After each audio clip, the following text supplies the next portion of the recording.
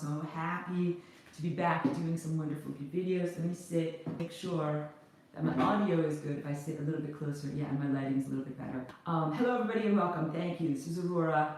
I have such exciting good stuff. I've been working on a ton of new music. So what I'm sharing with you today is a new EP. That's not an LP. So LP is the usual long play, standard long album. Hello, thank you. And I'm also waiting for people to tune in and you know, before I actually get going on everything. But I have a new EP that's just 2 songs.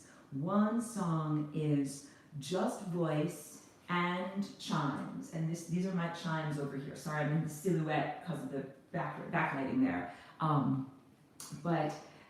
That's called Elevations, and it's just pure voice and chimes. Hello, beautiful to hear from you. Fatima Geek. Yeah, sorry if I didn't get your name right. Humanity is rising. Yes, and I love to hear positivity like that. Good. So happy to see you too, Erin. Thank you so much. And I'll ask for anyone who's here, please share the live stream right now. I've got my patrons also. Hello, good to see you. Hello, Juan. Good to see you. Thank you so much. Yeah, that's Pedro that I know that's been in the class for a long time. It's so good to see you. So, I have to lean forward and squint. Evelyn, so good to see you. I'm hugging you through the screen. Evelyn is a long-term friend and a student of Fly Rainbow Lasagna and has been praying for me a lot on my journey. Let me start off with that. First of all, thank you to everybody that has sent me positive messages, energy, prayers. Thank you so much. Someone says I'm looking good. I'm looking and feeling so much better. I've been here at this beautiful place for about the past 4 weeks that I came here, and I hope you can hear me okay. I'll just move a little closer so that I'm closer to the mic. Yes, I've been here. I moved from California to a guest house that has been offered to me in a beautiful location in the woods. Here comes Cheeky. She's sitting on a little cushion on the ground. No Wi-Fi, but I mean there's Wi-Fi here in the house, but not where I'm staying at the guest house. Yes, ongoing ascension, so good to see you. There's no 5G around here. I'm surrounded by beautiful, peaceful trees, very, very positive, pristine atmosphere, no chemtrails in the sky, and I've been getting great nutrition. I will tell you more of this. So this video right here is new music is available. I'm super excited to tell you about it. Thank you, Erin. Yes, exactly, love heals. I'm in a much more loving environment now. I'm going to give an FRL teaching. I'll tell you all about that. And also life update. So we'll begin actually with life update. I've been here for about 4 weeks. I've been working a lot on new music. So what I'm releasing now is actually not something completely new. It's something that I created. Thank you, Shireen is here. Hello, welcome to see you, and I'm hugging you too. And she just bought Elevation Suite, and that's what I'm here to promote and tell everyone about. So I did Elevations actually before all of the life turmoil happened, and I released it and shared it just as what I would call sound food. Oh, Reyes, I hear you, and I'll get to that. How to get back on track with your own personal practice after a huge life upheaval, because I think that's valid. So we'll get to that, but I don't want to miss everybody's beautiful comments. I'm so happy to see everyone. Thank you so much for joining in. I did a lot of the elevation stuff before my life upheaval, and before everything changed, and I moved and all of that, and I released it on Patreon just as what I would call sound food. So thank you, good to see you too, KRC. Yeah, that's right. I'm doing a positive life update now. So the sound food, that's what I call this, and I'll do a little bit of chimes for you. My voice is not that great today, so I don't know if I will sing. But on the new 2-song EP, there's basically 1 song that's just called Elevations. That's just my voice and this instrument over here that's made of kind of these tubular chimes that I play with these little rubber mallets. And I released that just as sound food, like a sound bath, a cellular somatic experience for your ears, for your body, for the cell membranes, everything about you. And really something that is an abstraction, just with positive intention to go and positively feed the listener.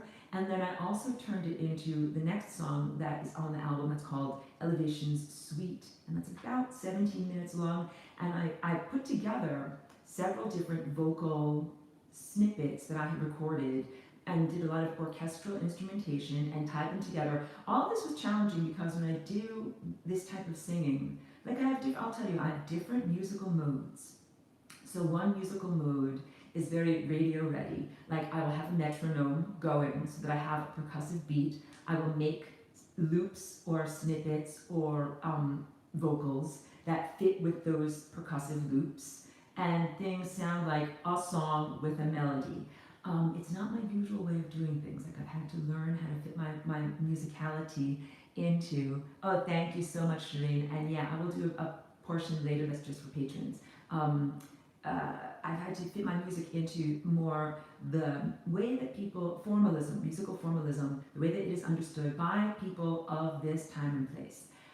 A lot of what I do is just very informal. And what I mean by that is not that it is worthless or casual in some way, like informal clothing, but that it does not have the form of having a beat or having a particular melody.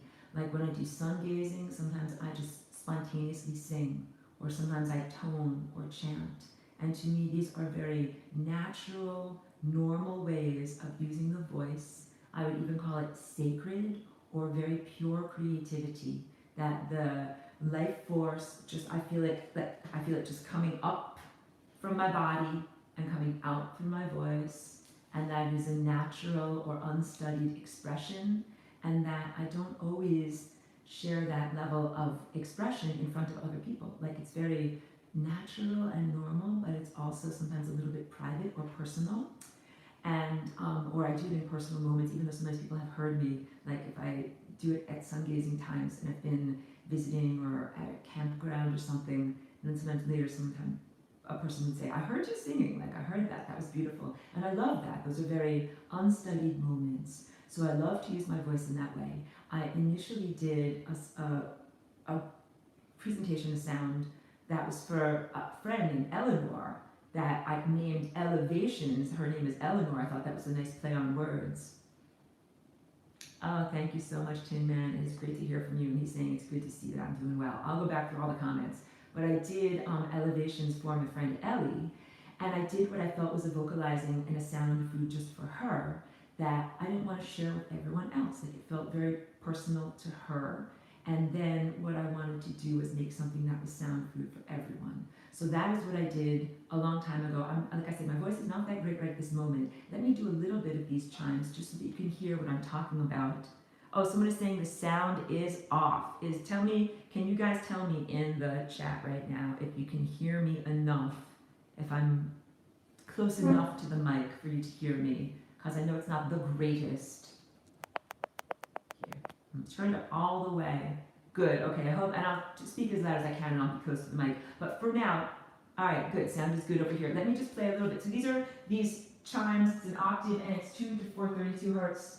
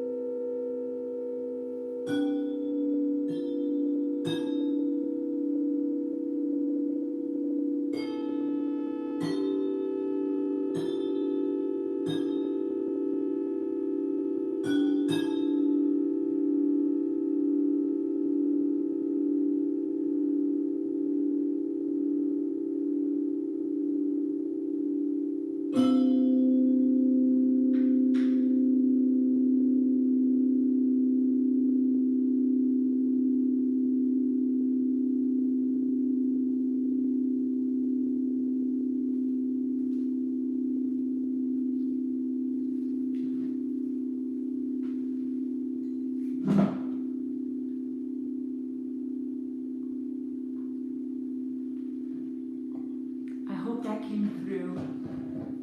I know I'm only here on the tablet, maybe not the best mic in the world, but I hope that came through and that you can hear some of the beautiful harmonic overtone structures. Thank you. So let's talk about harmonic overtones, and I'm going to do a teaching about flying over lasagna today.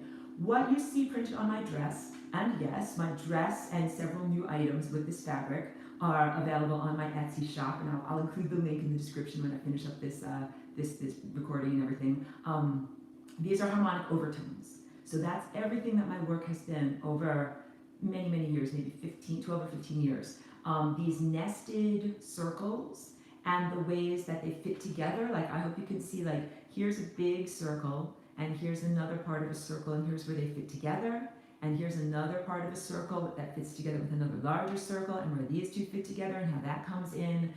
That is all very mathematically structured, and I will tell you that I did not approach this work in the standard way of doing math with numerals, like the numeral 1, 2, 3, but I've approached all this math in the sense of body perception, like feeling it internally, inner seeing these circles and understanding them as packages of energy that come together, and auditory / visual synesthesia.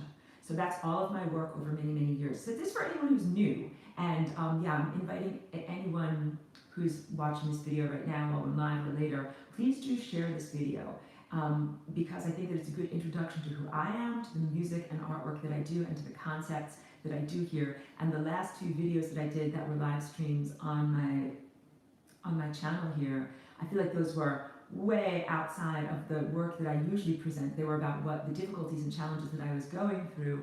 Hello, Allison. So good to see you today. And you're from Hudson, New York, and that's not far from where I used to live in Woodstock, New York. Yeah, so please do share the video, because I think that it's a good introduction to everything that is Aurora, everything that is Flying Rainbow Lasagna, that my work for many years has been the exploration of harmonic overtones. So like I said, my voice isn't that great today. I think you can hear I'm just, sounding a little raspy, but the overtones that you can make with your voice, similar to chanting of various kinds. Hello from Greece, good to see you. I'm sorry if I cannot pronounce your name, but thank you so much for being here. These are, first of all, your body contains divine harmonic proportions. Thank you, Joelle. I'm hugging you. So good to see you, and I've missed you too. Yeah, I have not been on social media as I usually have been. One of the reasons for that is actually positive. Like here at the place where I'm staying, there's Wi-Fi at the house, but not yet at the guest house. So I'm kind of like outside of the frequency soup. I think it's actually been very good for me. So I haven't been on social media as much. And even though I have lovely, good supporters, and I want to say thank you again to everyone who sent prayers, positivity, envisioning protection around me, envisioning nourishment and good stuff coming to me, because I definitely needed that last month when I was deeply embattled in what I would say spiritual warfare, or a struggle for my own personal freedom, and a struggle to return to my true self. So this is me getting back in my groove, or reintroducing myself to people that know me for a long time, or even to people that might not know me. So yeah, share this video with your networks, because that way people will find out what my work is all about. If I grab this. So this stuff is the flat 2-dimensional envisionment of harmonic overtones, which is what I just played on this instrument over here. That's the auditory. And the overtones, that's when you hear going wah, wah, wah, wah, wah.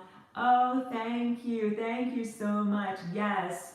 Joelle says, seeing me happy again is life. Yes, that I'm so pleased to tell everyone that I'm like getting back to myself and doing really well now.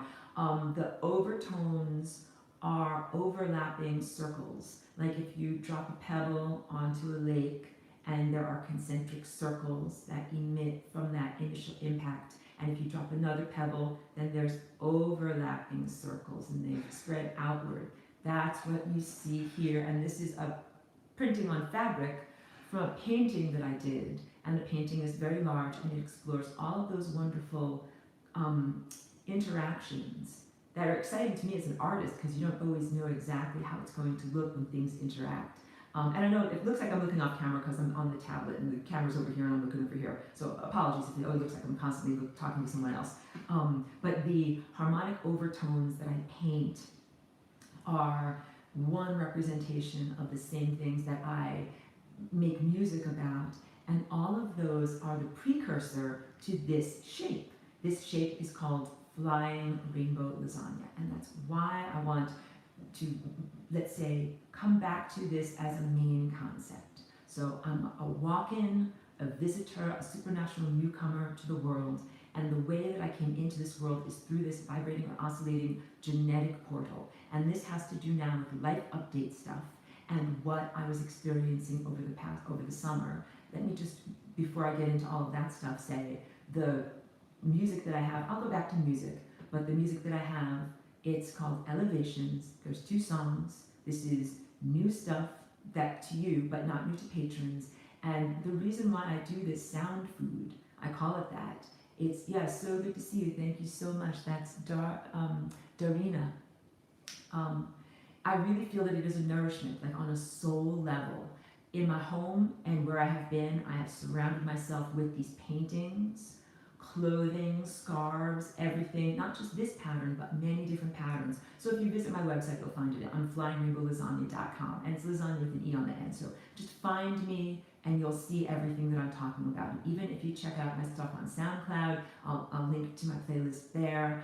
All of the imagery for the songs, these are all of the paintings that I do, and it's this positive organization of energy that I surround myself with, that I consider to be a map of time, an accurate representation of cosmic energy, something that is, again, positive and healthy and helpful to look at with your eyes, to ingest with your eyes, to listen to with your ears, and even to be surrounded by, you know, on a somatic or cellular level. So that's why I make quote-unquote sound food, that I'm actually trying to emanate out this type of food that will reach you as a listener, as an experiencer, and nourish you in some way, like a positive soul or supernatural or spiritual or non-merely physical, beyond the merely physical nourishment, and increasing in your positivity, or let's say your life force energy, helping you to go in a better direction, helping you to feel more hopeful or more divinely connected. Those are all of my intentions, even with just my voice, even just with saying words with my voice. Those are my intentions for sending out these frequencies. So flat stuff, when I say flat, I mean 2-dimensional. Here's a painting or a drawing or something that is that type of artwork. These are all precursors or peripherals, like the accessories, the accoutrements to this shape, which is the central form that is really the reason for me being here in the world, the reason for my cosmic journey as a supernatural visitor, the gift that I have to share with others, and also I feel the reason why I was, let's say, energetically attacked or assaulted so much or suppressed so much over this past summer. Like, I've definitely spoken out a lot politically against certain things. Let me get into that too. I know we're 18 minutes in and I'm just starting to talk about this, but there are certain things that I cannot speak about here on YouTube. And when I did a video a couple of weeks ago that was a live stream about what I've been through, I spoke too much about these things. We'll make it a symbol of what these things are, all right? That was not something that I could do according to the community standards of this particular broadcast platform. So my stuff got taken down, and I want this channel to remain viable because I have many, many years of classes. My classes are called Lessons for Full Spectrum Humans, and it's 7 years of teaching that I don't want to go down the tubes, and I want it to still be available to everyone. So all of my stuff and my opinions that I have that are too politically incorrect for this particular forum for me to be able to share it here, I share them privately now on Vimeo, either as live or recorded videos, and then I make them available through my Patreon page. So I'm also going to link here, when I'm done with this in the description, a link to my Patreon page where you will be able to find a recorded video. After I finish up here, I will continue going with this tablet and I'll record a recorded video. I'm sorry that there won't be feedback and interactions about all the things that I need to tell you about those things that are happening in our world and my opinions on them and what I've been learning about them personally. So I'm not at liberty to speak here, but I will speak about them. And this speaks to, let me drink water too, the concept of what happened to me over this past summer and why.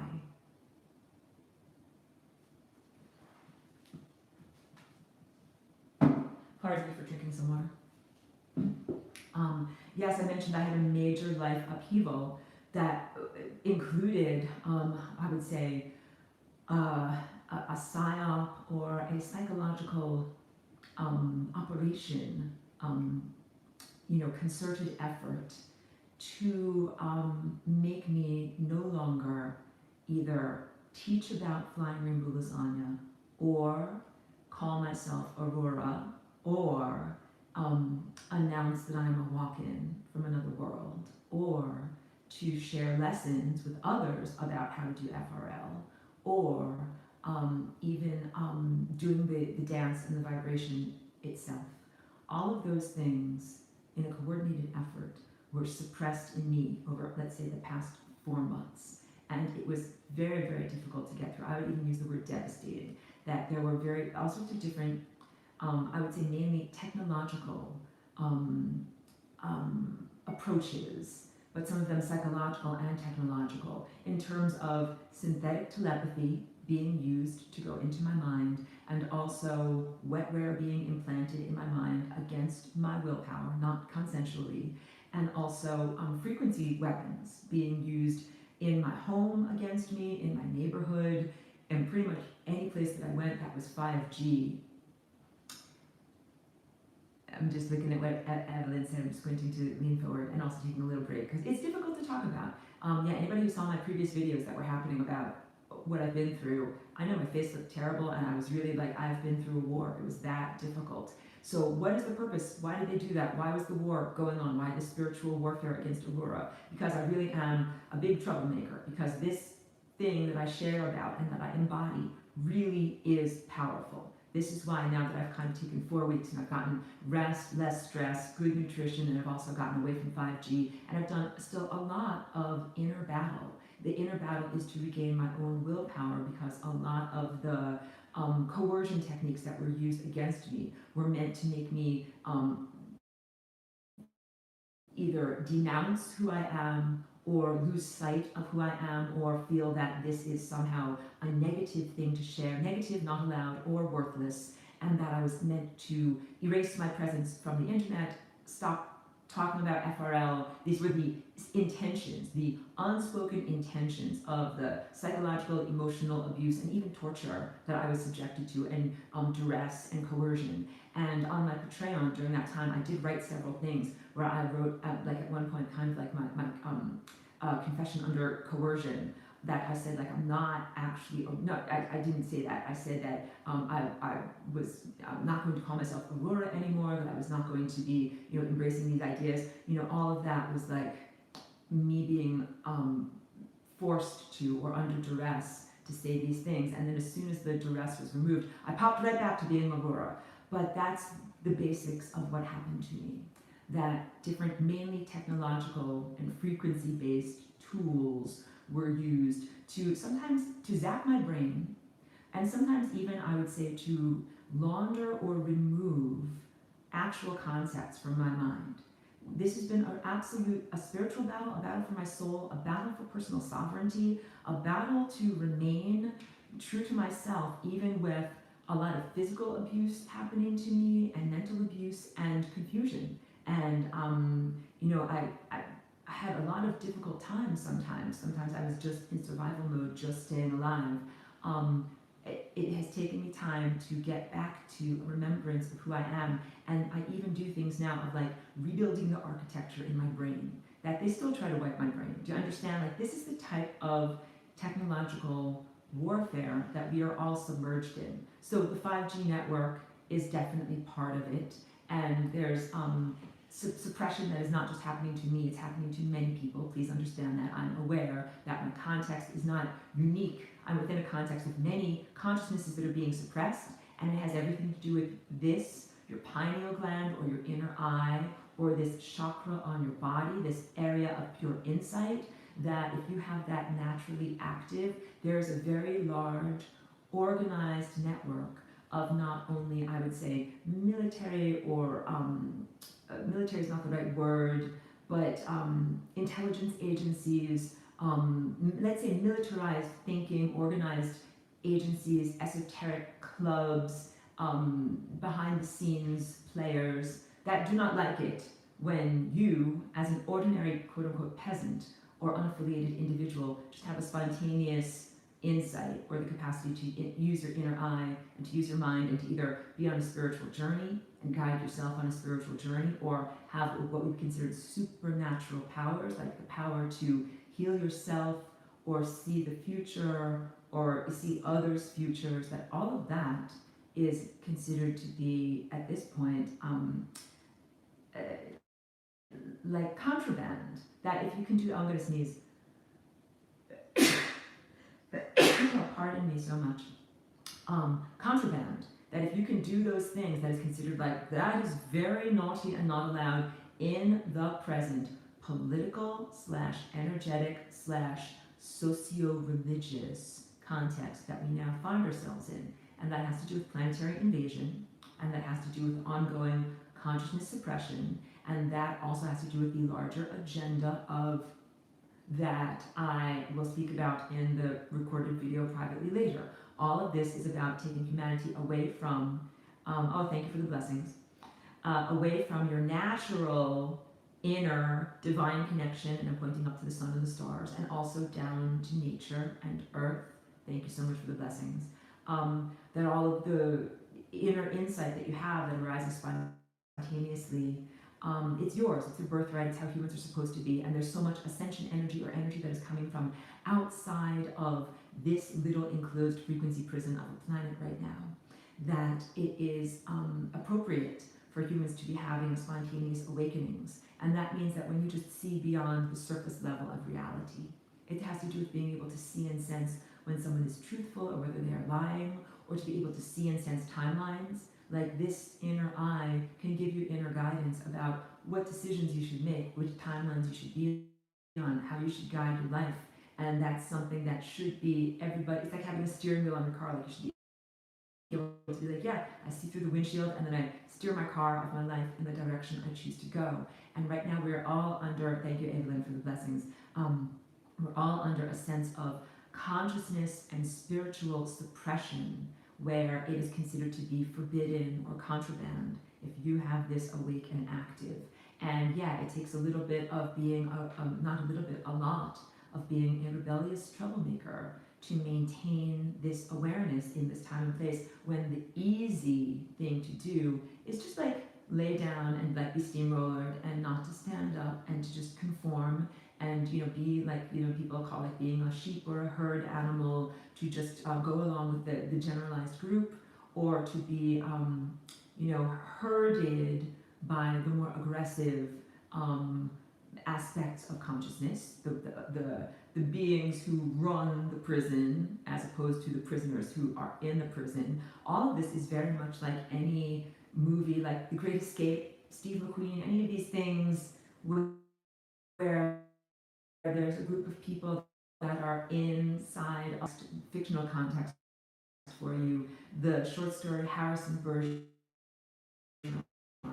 by Kurt Vonnegut. If you've not read this, and there's also, I think, an adaptation that you can watch. I'll get to all of your beautiful comments. Harrison Bergeron, the basic premise is a not so distant dystopian future where everybody is made to be equal by having to wear suppressors and inhibitors if you have any kind of natural talents or gifts. So for example, one ballerina on stage, because she's so beautiful and graceful, has to dance wearing sandbags tied to her arms and legs. That it makes it harder, because some people, yeah, Juan Pedro, so he says, Aurora, the rainbow troublemaker. Yeah, completely, that's me, exactly, that's exactly me. And that is why I have definitely earned a lot of smackdown in this system of suppression, and I got a 4-month-long smackdown from the technological suppressors that are here. I got Bergeron a lot. That's not just sandbags in terms of having implanted wetware, because in the book, in the movie, the main character, Harrison Bergeron, he has like a headband or microchips in his brain that are constantly zapping him, so it's making him more difficult to think and to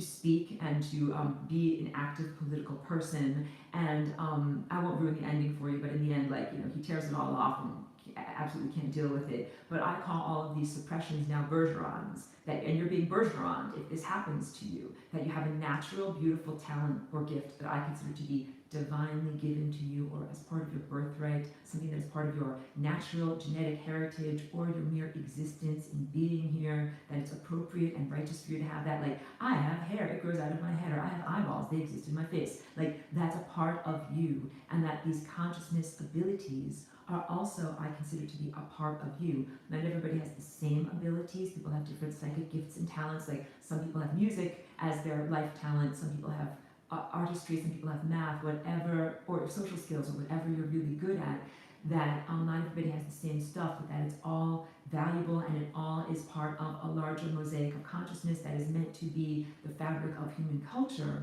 that is meant to be uplifting and interactive. So if you are like, well, this finger is making too much trouble, we got to somehow amputate it, and this finger over here is making a lot of trouble, like it's a concerted effort to destroy or diminish the fabric of human society here, to weaken us as a whole. It's an invader agenda, or a consciousness suppression agenda that does not originate from humanity, might be a better term, because it might not be invader in the sense of newcomer, but it might be something that has been here for a very long time, or a return that is only just now upping its game, let's say. So yes, over the past 4 months, I got bergeroned a lot. It was very disruptive to my mind. Oh, greetings back. Miss Chrome Sticks is greeting from London. Thank you so much for being here. I'm happy that you found my live video. So for anyone who's new, I'm Aurora. This concept is called the flying rainbow lasagna, and it is a type of hyper-Taurus. And this concept is incendiary enough for them to create quite an agenda against me, to try to silence me and my voice, even sometimes literally, to affect the language centers in my brain so that I could not use words and express myself not only creatively, but even sometimes typing or in written word, or even speaking about things. At one point, all of those things were suppressed, not just psychologically, like, if someone is coercing you, like, if you say the wrong thing, you're going to get a punch. Not just in that sense, which happens a lot in many political and totalitarian dystopias, but also, oh, I'm happy that you found me from that. That's wonderful. This says you found me from 2016 from Lisa Harrison. Yes, that was from when I was doing some work about the terrestrial technosphere and spontaneous consciousness coming alive in technological systems. So good to see you all. Thank you so much for being here.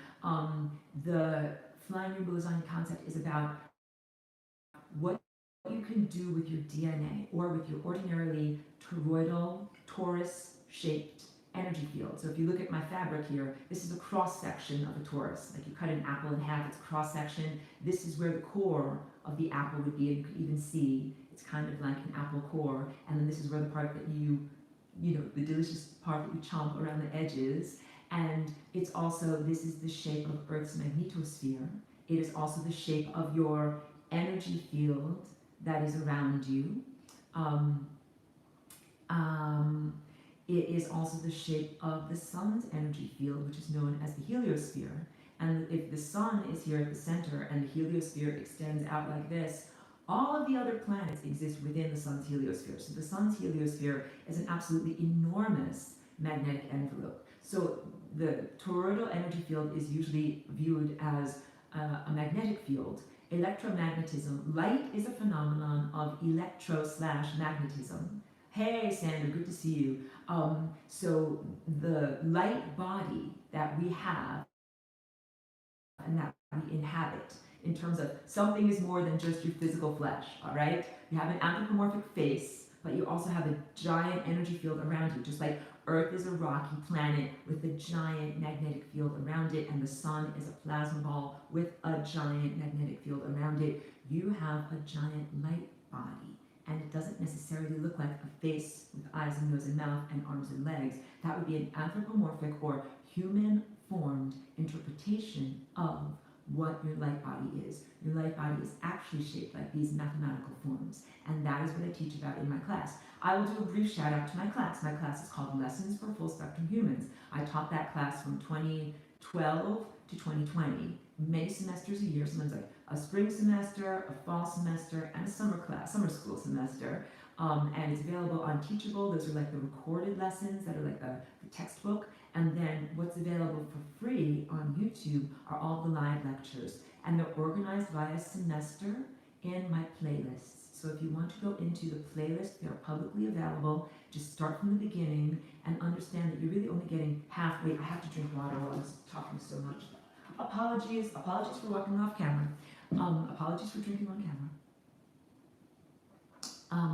They're organized by semester. Each semester goes over the same material but slightly differently, so it's not always the same. I also work in world events and always new teachings. I would say if you have a chance, start off with 2019.2. It's the most recent semester because it's everything that was going on just prior to the pandemic, and the pandemic also feeds into what I was telling you about the consciousness suppression agenda and the newcomers or not newcomers, what is happening here on our world that is suddenly new and different, or let's say the heat turned up, same stuff, but the heat definitely turned up in terms of consciousness suppression and suppressing your inner eye and preventing humanity from being able to use its mind in an untroubled state.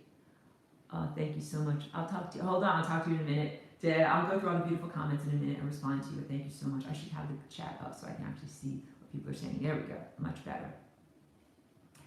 This is from a person saying, Pig Odette says, hi Aurora, sending love. Thank you and love back. And says, I'm watching all your old content every day trying to catch up. That is what I recommend to everyone. So if you watch the semesters and you start off with 2019.2, that one, it's good because I'm leading up to the pandemic, but I didn't necessarily know that the pandemic was going to happen. But also contain drawing lessons that for what I draw myself about the human energy field, I took the class through just some very basic drawings of the nested chakras and of what it looks like, and so that you can learn. I'm very big on that, like when you're a little child, you've been learning your alphabet and your ABCs, maybe you get printouts or something like that from the class, and you have to trace the letter A, you have to trace the letter B. There's something very tactile and brain learning, programming, creating, what is it called, like structures in the brain when you learn something on a deep level, like grooves in a record, that you remember your hand tracing a letter, and it really goes inside of you and it helps you to learn linguistic patterns. And same thing with when you do these drawings, when you do that actual homework work, that doing the actual drawings can help you to internalize on a structural level these abstract language patterns that are about overtones, math, and I would say the cosmic architecture and the architecture of time. Wait, let me just get to this. Freeman's Cryptoverse is saying that the picture is low quality. I apologize for that. I'm in a place where there might not be very good Wi-Fi, and also I know that my backlighting is very strong, even though I've got the shades down. So I apologize if you're not able to see me as well as I would like for you to be able to see me. But hopefully you'll be able to make it through the video. Hopefully it's not too hard to struggle through. It's the best that I can do right now. And yeah, I mean, it's good. I'm happy that I'm here where I can use the Wi-Fi and be connecting to everyone. So internalizing these structures, I feel, is empowering to you, the experiencer, you, the listener, you, the viewer. Like, I internalize them spontaneously because I have a third eye that sees all these different things, and that is how I've taught, I would not say taught myself, I would say I was taught by the great teacher. This I call the library card of the cosmos, and that when you get this active inside of you, your inner eye, that you're then able to perceive all of this abstract information without having to have a physical embodied teacher. It definitely puts me out of a job, but I like that. And when you have also your crown active, your crown kind of turns your head this way and says, look over here at this information, now look over here at this information, now read this information, now learn this, now learn this. Because once you enter into this giant arena of knowledge, when your inner eye starts to open, there's everything in the entire world, and you're just a little tiny child, like when you first get your library card, you need to be like getting books from the kids section. You need to get, or maybe young adult fiction. You need Harry Potter or something like that, not to go directly into War and Peace or something that is more challenging linguistically or conceptually. So it's really important to be guided by the cosmic librarian that gives you your first chunks of information and you digest them sensibly, and then you are able to integrate them and then move on to more complex teachings. And that's exactly what I did, and I exemplified that in my art career, that the initial paintings that I did were relatively simple in their structure of just these circles coming together. Oh, Pigo Jet is asking if I record my music at 432. This music on these chimes, yes, but not all of my more commercial quote-unquote music. That's more of what the regular world, let me move closer so you can see my face and hear me better, what the regular world calls music. So yeah, I haven't tuned everything at that level, but maybe I will soon. So humans, semester 2019.2, and you'll find that all on my playlist. And I take everyone through there's beginning and advanced lessons, and it's a one-room schoolhouse, so you can watch both and you can gain from both, but you should do the lessons in order. And if you do the drawings, I don't know if I still have the capacity to review everybody's work. I used to do that as a teacher. I would say, send me your drawings and I'll tell you if you did things correctly, like the math teacher. But I don't have that. I don't have that much time and internet access right now, the way that my life is set up. So I don't know if I can do that for everyone. But if you want to, you can email them to me at info@flyingrainbowlasagna.com. And I encourage you to do the actual drawing work. And then all of that, internalizing all of those inner structures, is the foundation level, like learning music. You want to extemporaneously play, or play like a great jazz musician, or play like Jimi Hendrix or something like that's spontaneous in the moment. What I would suggest is first do your music formalism lessons of learning basic chords and chord structures and learning what music is in this time and place, and then be prepared to have a common language with other musicians and bebop all around in unexplained, not unexplained, but inexplicable and unexpected patterns. That I feel that's the genius of a musician like John Coltrane or like Jimi Hendrix, that there's the foundation of what the music is doing, but then on top of that, or woven throughout that, there's all of these cross connections and unexpected things that happen that are incredibly surprising and fun and nourishing for your ears and your body being to listen to. It's very, very different than the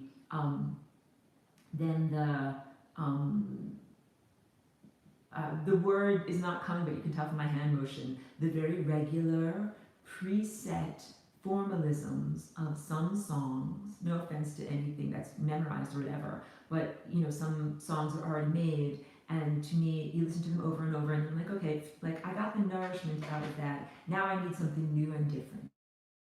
And when I'm a musician, I like to have songs that I have memorized, and I love that they're in my fingertips and I can play them at any moment.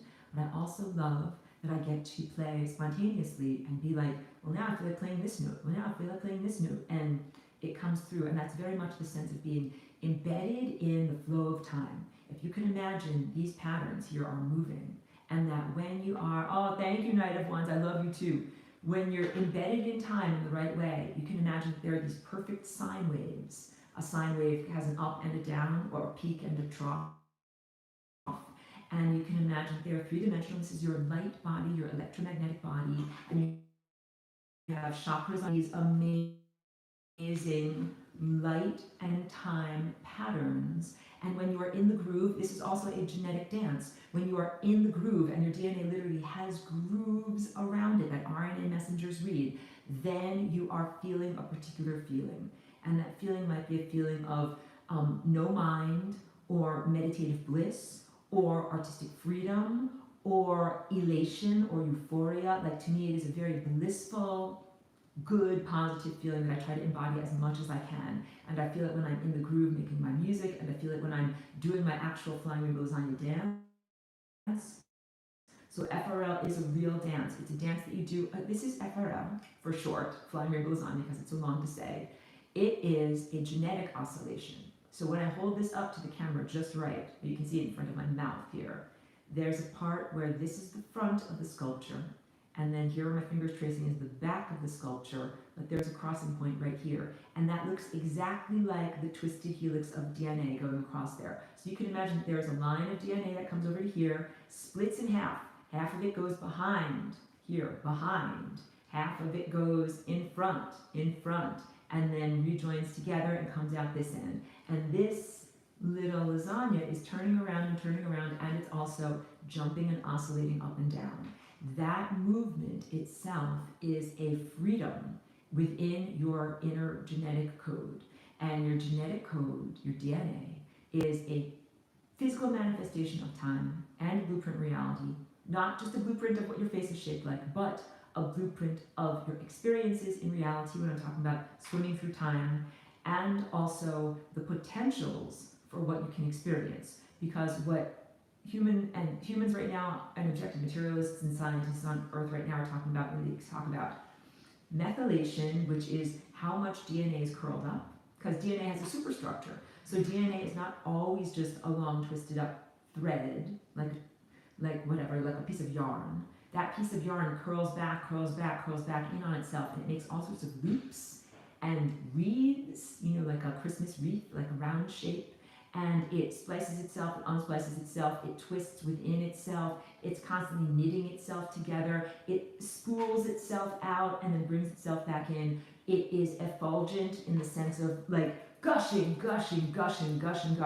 DNA has behavior and movement, and that is something that is under-recognized and under-explored in this time and place, that DNA is often viewed as and offered as, in terms of a concept, just a static object. Like maybe it's an X-shaped chromosome. The chromosome would be like your genetic sweater. When all of your loops have looped in on themselves and woven in on themselves and become a thing, it's a chromosome. And that's like the genes are all packed up. They're packed up and ready to go into a suitcase. And the suitcase is called mitosis, which is cells splitting apart. All right? So you don't always have all of your genes packed up in a suitcase, just like you don't always have all of your clothes packed up in a suitcase with all of your socks rolled up into perfect balls and everything lined up perfectly if you pack like me.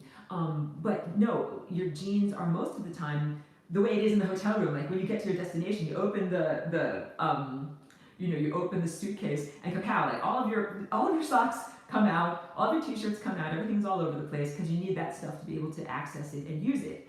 That's what your DNA is doing most of the time, during most of the lifespan of your cell. And that is where the genetic freedom and artistry and self-expression happen, and that is where your connection to time. So if time happens, if you imagine along the bottom of the screen that there are little moments, like here's moment 1, moment 2, moment 3, like a train. Here's train car 1, 2, 3, 4, 5, these little boxes, and each box is a quantum moment. And your consciousness is a little being, a little you, that jumps from moment 1 to moment 2 to moment 3, 4, 5, 6, 7, 8. This is lasagna, 5, 6, 7, 8, lasagna. This is what we're doing as we're moving through time. So we've been on this video right now for 48 minutes. We have all been jumping, hopping through time. And that is something that we do as a natural expression of this effulgence or weaving or playfulness or artistry of your DNA. And it's part of your physicality, of how you're swimming through timelines, and it's part of your mind.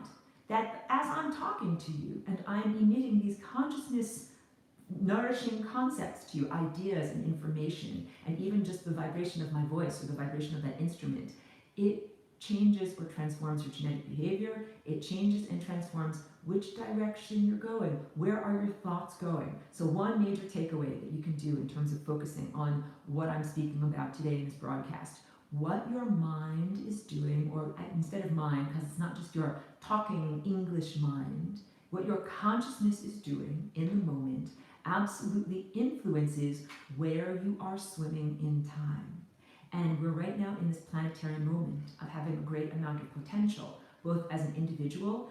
Where do you want to swim into your future? What future do you want to inhabit? Which direction do you want to go? There's many catastrophic peripheral, you can fall off a cliff on either side if you want to, like swim to the edge, fall over the cliff, like it's a meteor strike kills everyone, or a disease kills everyone, like all the worst possibilities. Or you can keep going, what I would say, up the central timeline, It's like going up the mountain peak, not falling off either side of the road, and you can go towards not only a continuation of your life and cellular metabolism, like I keep on being alive, but also towards the extension of human culture. Like, and there's a great sense right now, like, will humanity continue to be a cohesive whole? Will we still have human culture on this world? Will we still have a thing, a place? And I'm a genetic walk-in, and I still say I'm, part of this human world. I have a human body, a human form. I care about the things that humans care about. I care about whether there's environmental degradation or whether there's a firestorm on this planet, whether we can still inhabit it here. And I care very much about all of you. And that instinct that I have here is very much like a mother's instinct of wanting to take care of the life forms that are here, not just human, but also trees and dogs and mycelium and beneficial bacteria microbes, that there is an amazing, beautiful genetic sweater that is knitted together here in this world, that is part of the biological ecosystem that has absolutely been under assault by not only industrialism and chemical pollutions and radiation pollutions and more recently frequency pollutants in this place. Basically that animals and vegetables and even minerals are having difficulty just with their natural expression. What do I mean? A bunch of genetically modified soy and corn. Those are different movements of those organisms' DNA than they would be if they had not been transgenically modified by human scientists in what I consider to be a great folly. Like, that's not a great folly, an enormous hubristic folly. That is not something good for anyone to be doing. Genetically modified people. We'll get on that with the stuff that is only for patrons. That is this symbol that I've been showing to people, the genetically modified human agenda, that all of these things, but I don't want to talk too much about it here, but let's say there are things that modify or change the natural genetic behavior of humans that are not just about changing your physicality or cellular expression, but they are also about changing your consciousness expression and changing which realities you can not only inhabit, but which realities you can create, come into being, or embroider. Because sometimes you create a whole reality just out of your own imagining. This right here, this is the source of your imagination. World of pure imagination. All right, we love all these movies. All these movies are there as like nourishment to keep you going on the journey. So that's why I sing these little songs here. Let me drink a little bit of water. Sorry. You can tell my voice is not that good. Hold on. Not that good right now. I mean, my voice is still under a little bit of scratchiness. But these catchphrases are meant to kind of remind you which direction to go, of the power of your imagination. A lot of these catchphrases might even come out of things from childhood or things that are aimed at children, because children still have a very vivid and active imagination or inner eye. The idea that you can create an entire world out of your mind, and that world is something that is inhabitable. Not just in terms of escapism, because I don't want everybody to just be like, woohoo, let's just escape into the imagination world. Like, that's not healthy. What I want you to do is create imagination combination with reality. Imagine a better reality. Flying rainbow lasagna with your DNA, dance that reality into being. So there are many negative agendas that a lot of people read and ingest all the time. Reading the news and reading fearful propaganda, either about environmental devastation, financial, economic devastation, personal devastation, health devastation, any of these things, and to ingest that as your main source of food and consciousness nutrition, and then to have that be something that you're emitting as the living dream, is what I would say is not ideal. That's not what we want to be doing.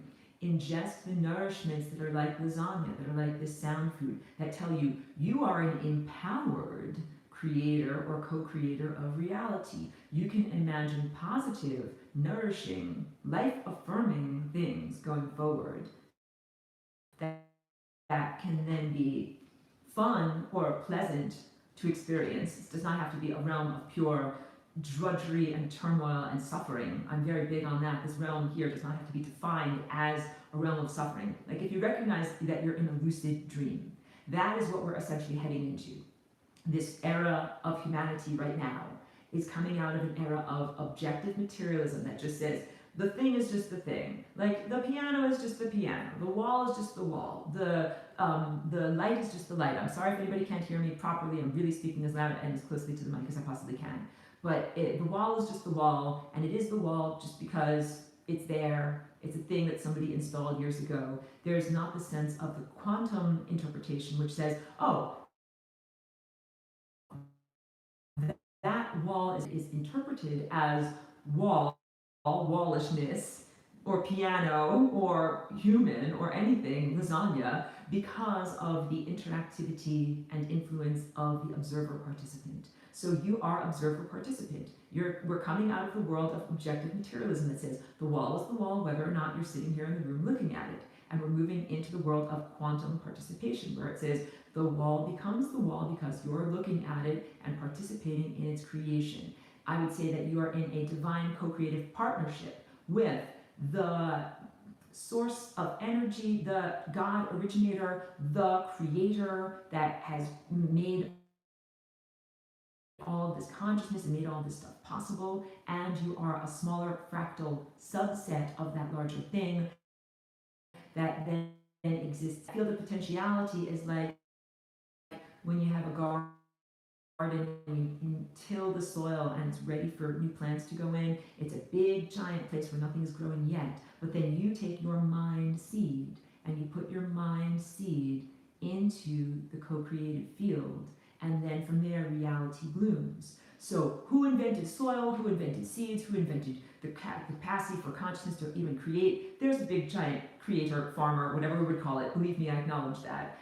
There's also you as the person right here in a body with eyeballs, with observership, creating this world around you. And it's a beautiful interplay, a beautiful partnership. And also, you're not the only organism creating stuff, that there's a whole beautiful sweater that's being knitted together that I call Symphony of Life.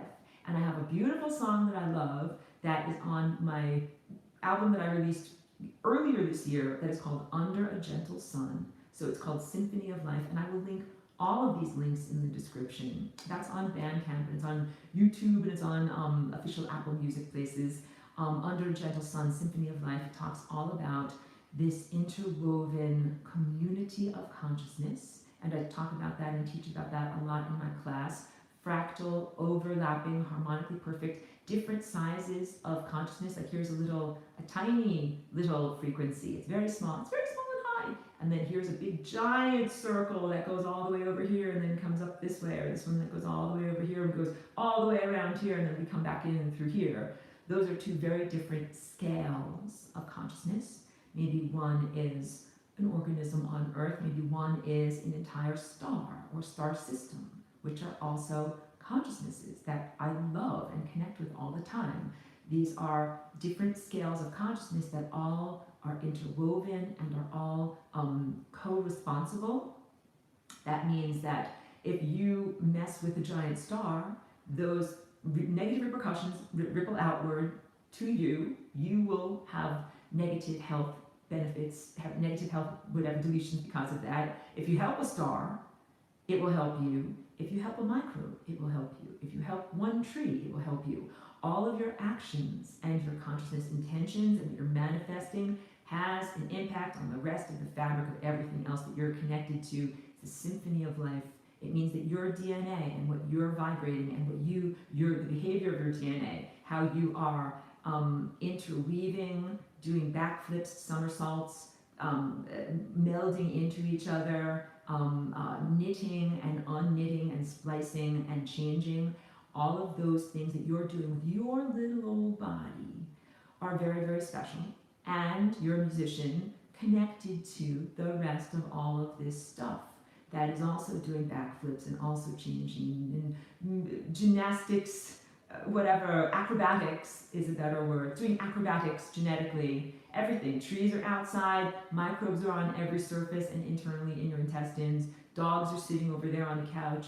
Everything is genetically or energetically doing these acrobatics, and it's all interweaving together. So this is this moment where I'm trying to say to humanity, there's a potential, I want to say pregnant potential, the potentiality, let's say, of fertilization, if not pregnancy, that you have this time right now to fertilize a better future, create an egg or a potentiality that you can then fertilize for a better future, plant a seed in the field of potential that out of which can grow a better future. And what is that better future like? It has everything to do with, first of all, ending suffering that is here, and also about changing the way that humans look at resources, because if we're moving out of objective materialism, we're moving out of the sense of there's only a certain number of molecules of gold and we must all fight over them, or only a certain number of dollars, or only a certain number of this, or only a certain number of that, that we start to understand true abundance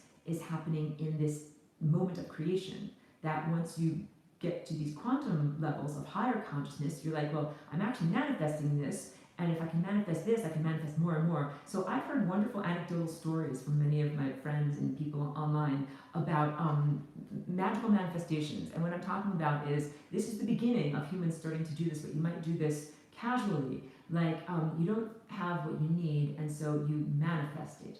One example is this person that I know just casually, she's really in need of coffee in the morning, and she woke up and she's so sad because her husband drank all the coffee and there was not an extra bag that she thought she was going to be there on the shelf, and she was like, oh no, what am I going to do without my coffee? I'm sure you guys who I can relate, who are coffee drinkers. So what she did was she reached, she's like, well, maybe there's an extra bag at the back of the pantry, and she kind of reached back into the shelf, shuffled around. I was like, oh, look, there is an extra pound of coffee back here, now I'll make my coffee. That was a manifestation out of her mind. And I have done that with things like tiny screws. I'm like, well, I have this thing over here that I need to fix, and I just need this tiny screw, or this piece of hardware that's just the right size. Well, I'm sure that I have that over there in my toolbox. So I go over to my toolbox and I don't even look with my eyes. I just use my eye fingers, my fingertips. I'm like, let me just kind of feel around and see if I can, oh, I just happened to find the exact thing that I needed.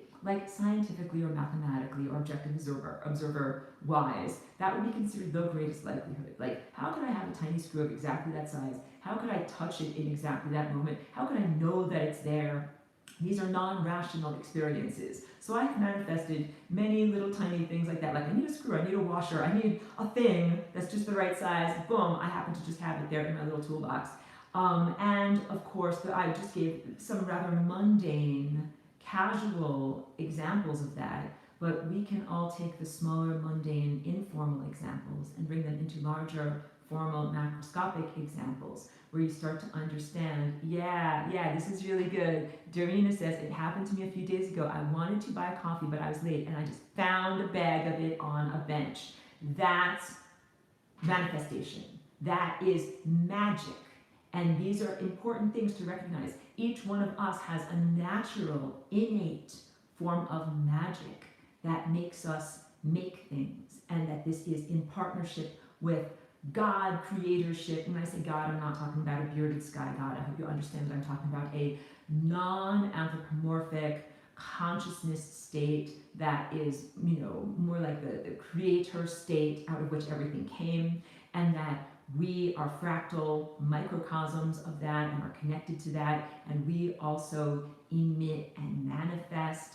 And of course, I'm not trying to go against anybody's religion. I'm just trying to be very clear in my language when I'm talking about this God force field and this God experience, and the experience of manifesting and the magic that arises from inside of you. I very much give the credit to divinity, and I want each one of us to claim divinity inside, as a force inside of us, and be a part of that force, and also claim the ownership and responsibility of being part of divinity, or an emanator or connector of divinity. That if you are divine and you create stuff, care about what you create and create stuff that is good. Be a responsible creator. It's like being a responsible parent or a responsible artist. That's the maternal sense that I feel about this world. I'm like, I care about what is here. I care about what I've created and influenced. I care about seeing it go in a positive direction, including people that I've taught about flying rainbow lasagna, including human culture itself, that I want to see all of that going in a positive direction as a dream that I want to keep on saying to people, remember that you can do this. You can manifest pounds of coffee. You can manifest friendships and other people who are important to you. You can also care for and nourish those alive beings that you have manifested. Just like if you plant a seed and you make a garden, and the garden needs to be watered and tended to every day, like you've created something to be responsible to your creation. And also, I presume that everyone here is psychologically healthy in the sense of what you create being created out of non-psychopathic tendencies, that's really important to create things that are healthy, positive, loving, not to be creating out of your own turmoil from past traumas. And I have had past traumas, and I've had recent traumas, and I would encourage everyone to do the healing work so that when you are in that moment of potentiality, you're not creating out of fear like, oh no, that bad thing happened to me, or oh no, I hope that I don't create, that's creating a nightmare. So what's my thing that I say all the time? If you recognize that you are in a lucid dream, which reality is now becoming a lucid dream for humanity and the other organisms here, make it a good dream.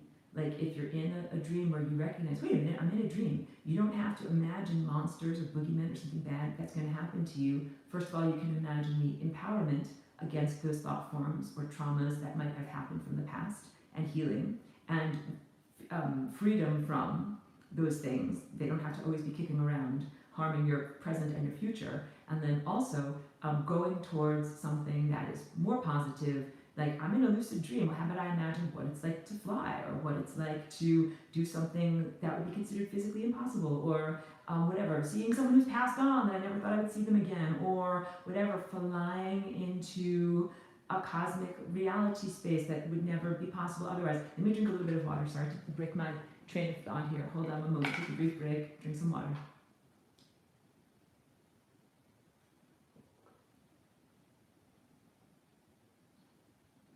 So what is possible for humanity? A lot of people think that in this moment now, in this potentiality, it's just going to be like financial collapse and everything is ruined and money means nothing and we will have to rub two sticks together. We'll have to just eat nuts and berries to survive, and we will have a very Neolithic experience. And although there could actually be a form of beauty in the Neolithic experience, that is also a very, very brutal, limited level of physical reality experience, and I would say not ideal to a lot of things, definitely not ideal to anybody that's got any kind of health frailty. Like if you have diabetes and you rely on insulin, like that is not a good world for you to have to be in, or have a wheelchair or any kind of thing. So a lot of people think like, yeah, they thought that was going to happen. This is what Darina says. And many people have prepared their shelters and their meals ready to eat, or vast piles of beans and rice, and have, a GUN and are ready to defend it. And I understand that mindset. That is the mindset of the former objective materialism that says, well, there's only so many packets of beans and rice, and if it's the zombie apocalypse, it's us versus them, and I'm going to have to defend my family and defend myself against any either hordes of zombies or wandering beggars who are going to come along and say, please, oh please, share what you have with me. And I'm going to say, no, this is mine, get away. Like, it's a very Neolithic, unevolved, barbaric, limited approach. And then there's the quantum observership approach that says, first of all, I'm manifesting reality. Second of all, I don't have to manifest a reality of violence and lack of abundance, but I can manifest a reality of social stability and abundance, which is what I've been imagining up until this point. So I would encourage you all, come on my timeline. I'm continually imagining social, social stability, financial and emotional stability, and also consciousness stability. Here, Cheeky, come on up, girl. Let me say hi. Cheeky wants to say hi to everyone. Come here.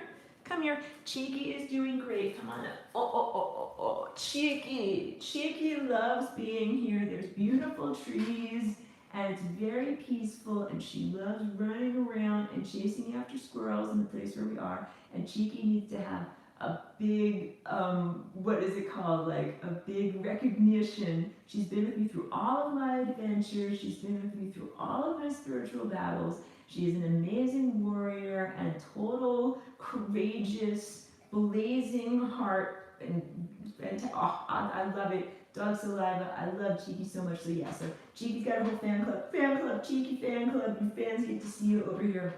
So yeah, I've been envisioning along with Cheeky a wonderful world where we all have social stability, financial stability, peace and abundance, plenty of dog food, even though Cheeky could survive by eating squirrels, because I think that she is a pretty good hunter, and I think that she's got good practice. She's looking at me. And gophers.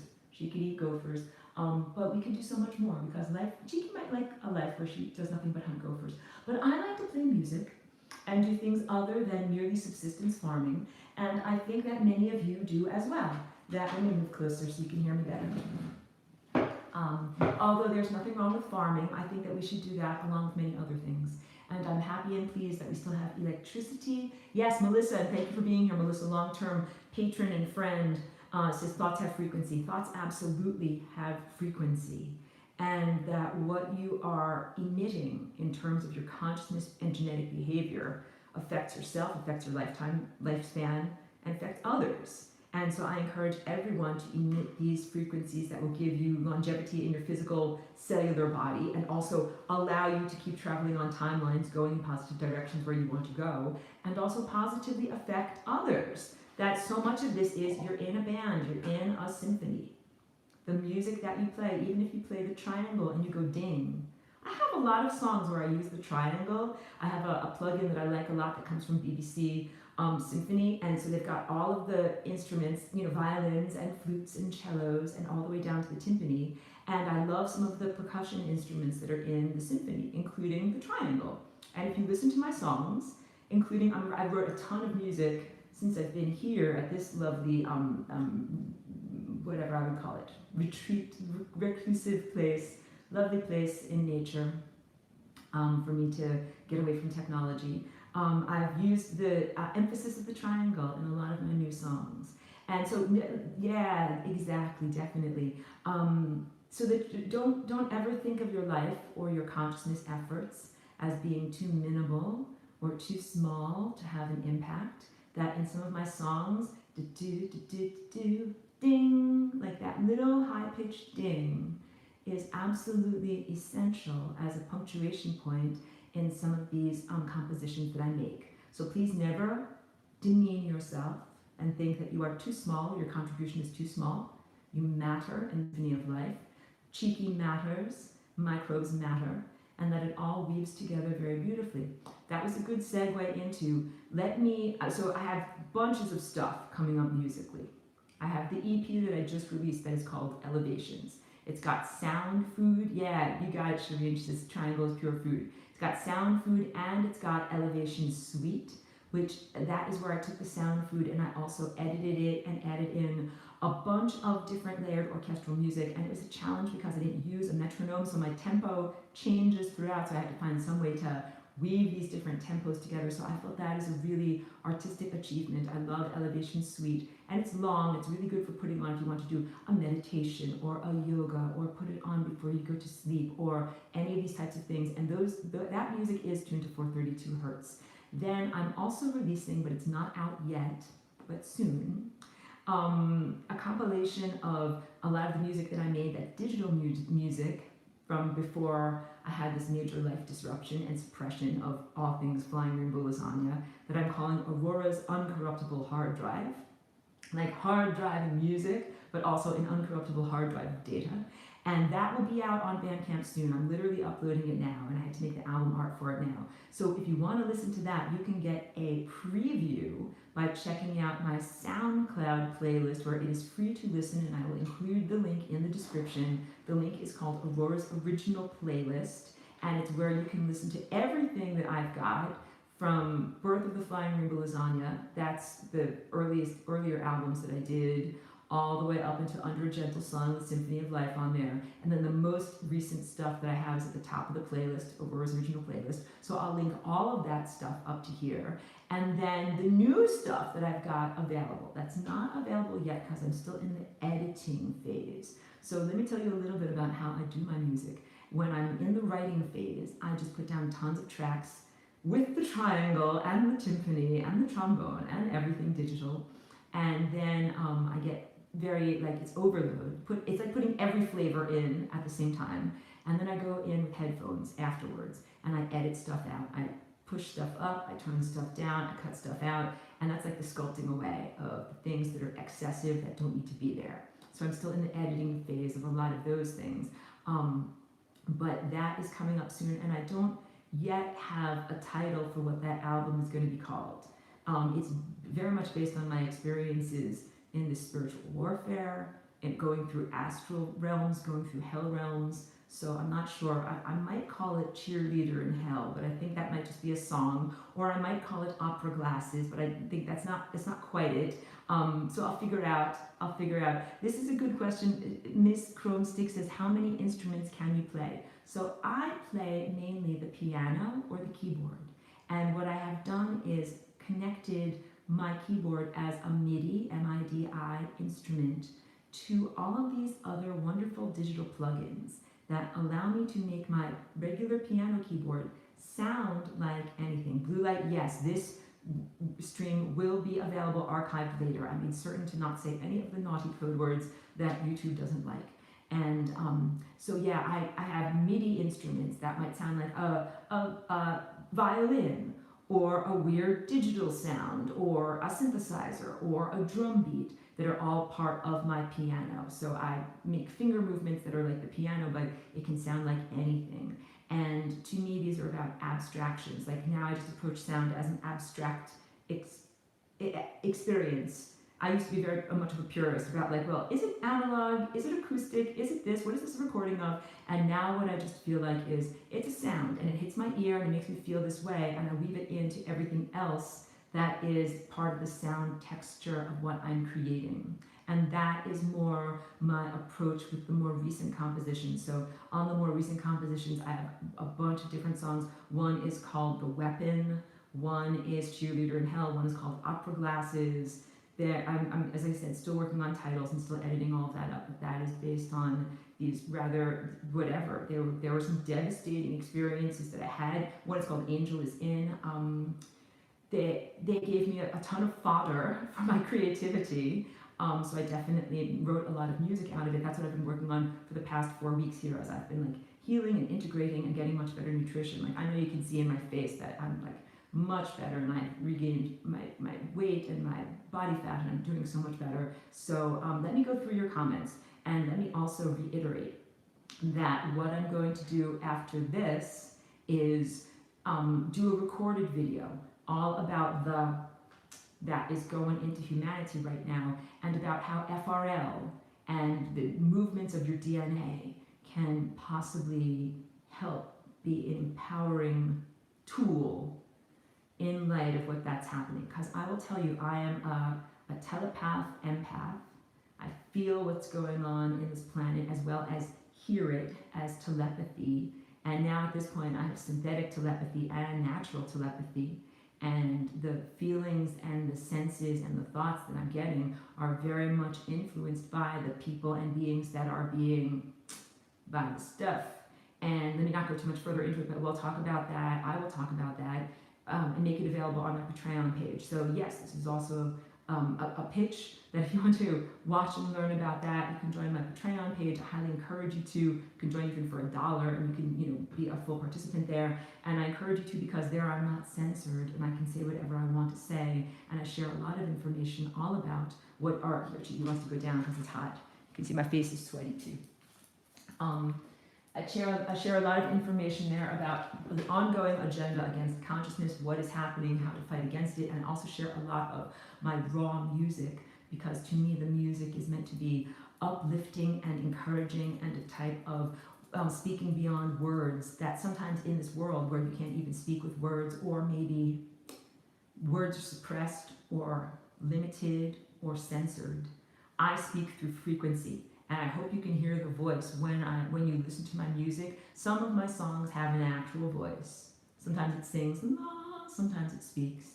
But I hope you can feel the voice in my fingertips, that even if it's a triangle ding, or if it's the sound of a violin or a digital sound, I'm speaking and I'm saying something with that. And I'm doing that beyond the programming and limitations of the English language. and it's meant to speak to you on a deeper level, and it's even meant to speak across cultures, because I recognize that there's a huge aspect of humanity.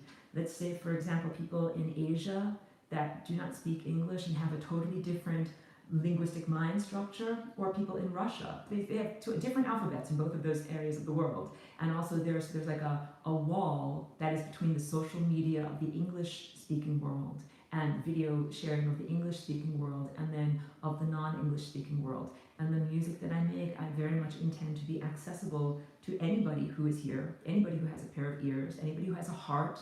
So much of what this is also heart frequency. If you ever are lost, or what is the word, so spiritually embattled that if you don't even know who you are, just keep on trying to return to feeling love and feeling that unconditional love, compassion feeling in your heart. So after I finish up here and go through the comments here, then I will do a recording that I will upload later. That will be via Vimeo and will be on my patrons page. And I will just say a big profound thanks to all the people who are patrons, who have supported my work and helped me in my artistry, and also supported me during like the past month or two, during which I was not very artistically productive, but I still was able to, it's like everybody, I want to say I felt supported by everyone. People thought about me even when I wasn't writing things, even when I was very disconnected from the outer world. People sent me positive energy and envisioned me in positive places, like getting to a safe place like here. People sent me love. People kept the Flying Rainbow Lasagna dance alive in their own body, alive in their own heart, even when it was being suppressed or beaten out of me, that they kept that music alive. And also through financial support, through contributing to me, that even when I wasn't doing output and keeping all these thoughts and ideas alive, I absolutely felt like people in every way were supporting my existence, my consciousness existence, and my physicality existence. So I'm profoundly thankful to everybody who has been a patron, and I invite new patrons to come on board, because I think it's a wonderful community. Now let me go back and scroll back. And when I say community, like, I don't share everything about everything here on YouTube, because it's also a place where it's a little bit too open, let's say, to those who are critical or judgmental or not supportive in the sharing of emotional truths. So I don't share everything here, but I do share a lot more personal stuff. Oops. Sorry, I'm just trying to get the chat to come up. I do share a lot more personal stuff on Patreon. So I invite you to be over there. That's where I share more of my journey as an artist and as a person. So please come, and also you get to share who you are. And there's also now a Discord chat where it's much more interactive back and forth. So this was from earlier in the presentation today. 89 Til Reyes says, struggling to get back on track with my awakening, so many distractions, any suggestions? That is big. Returning to that, I have a feeling in my heart that makes me kind of like have a feeling and maybe a little bit of happy tears when I'm ever concerned or I don't know what is going on. I try to get back to that feeling, and also having some sense. Let me just drink. Sorry, I need so much water.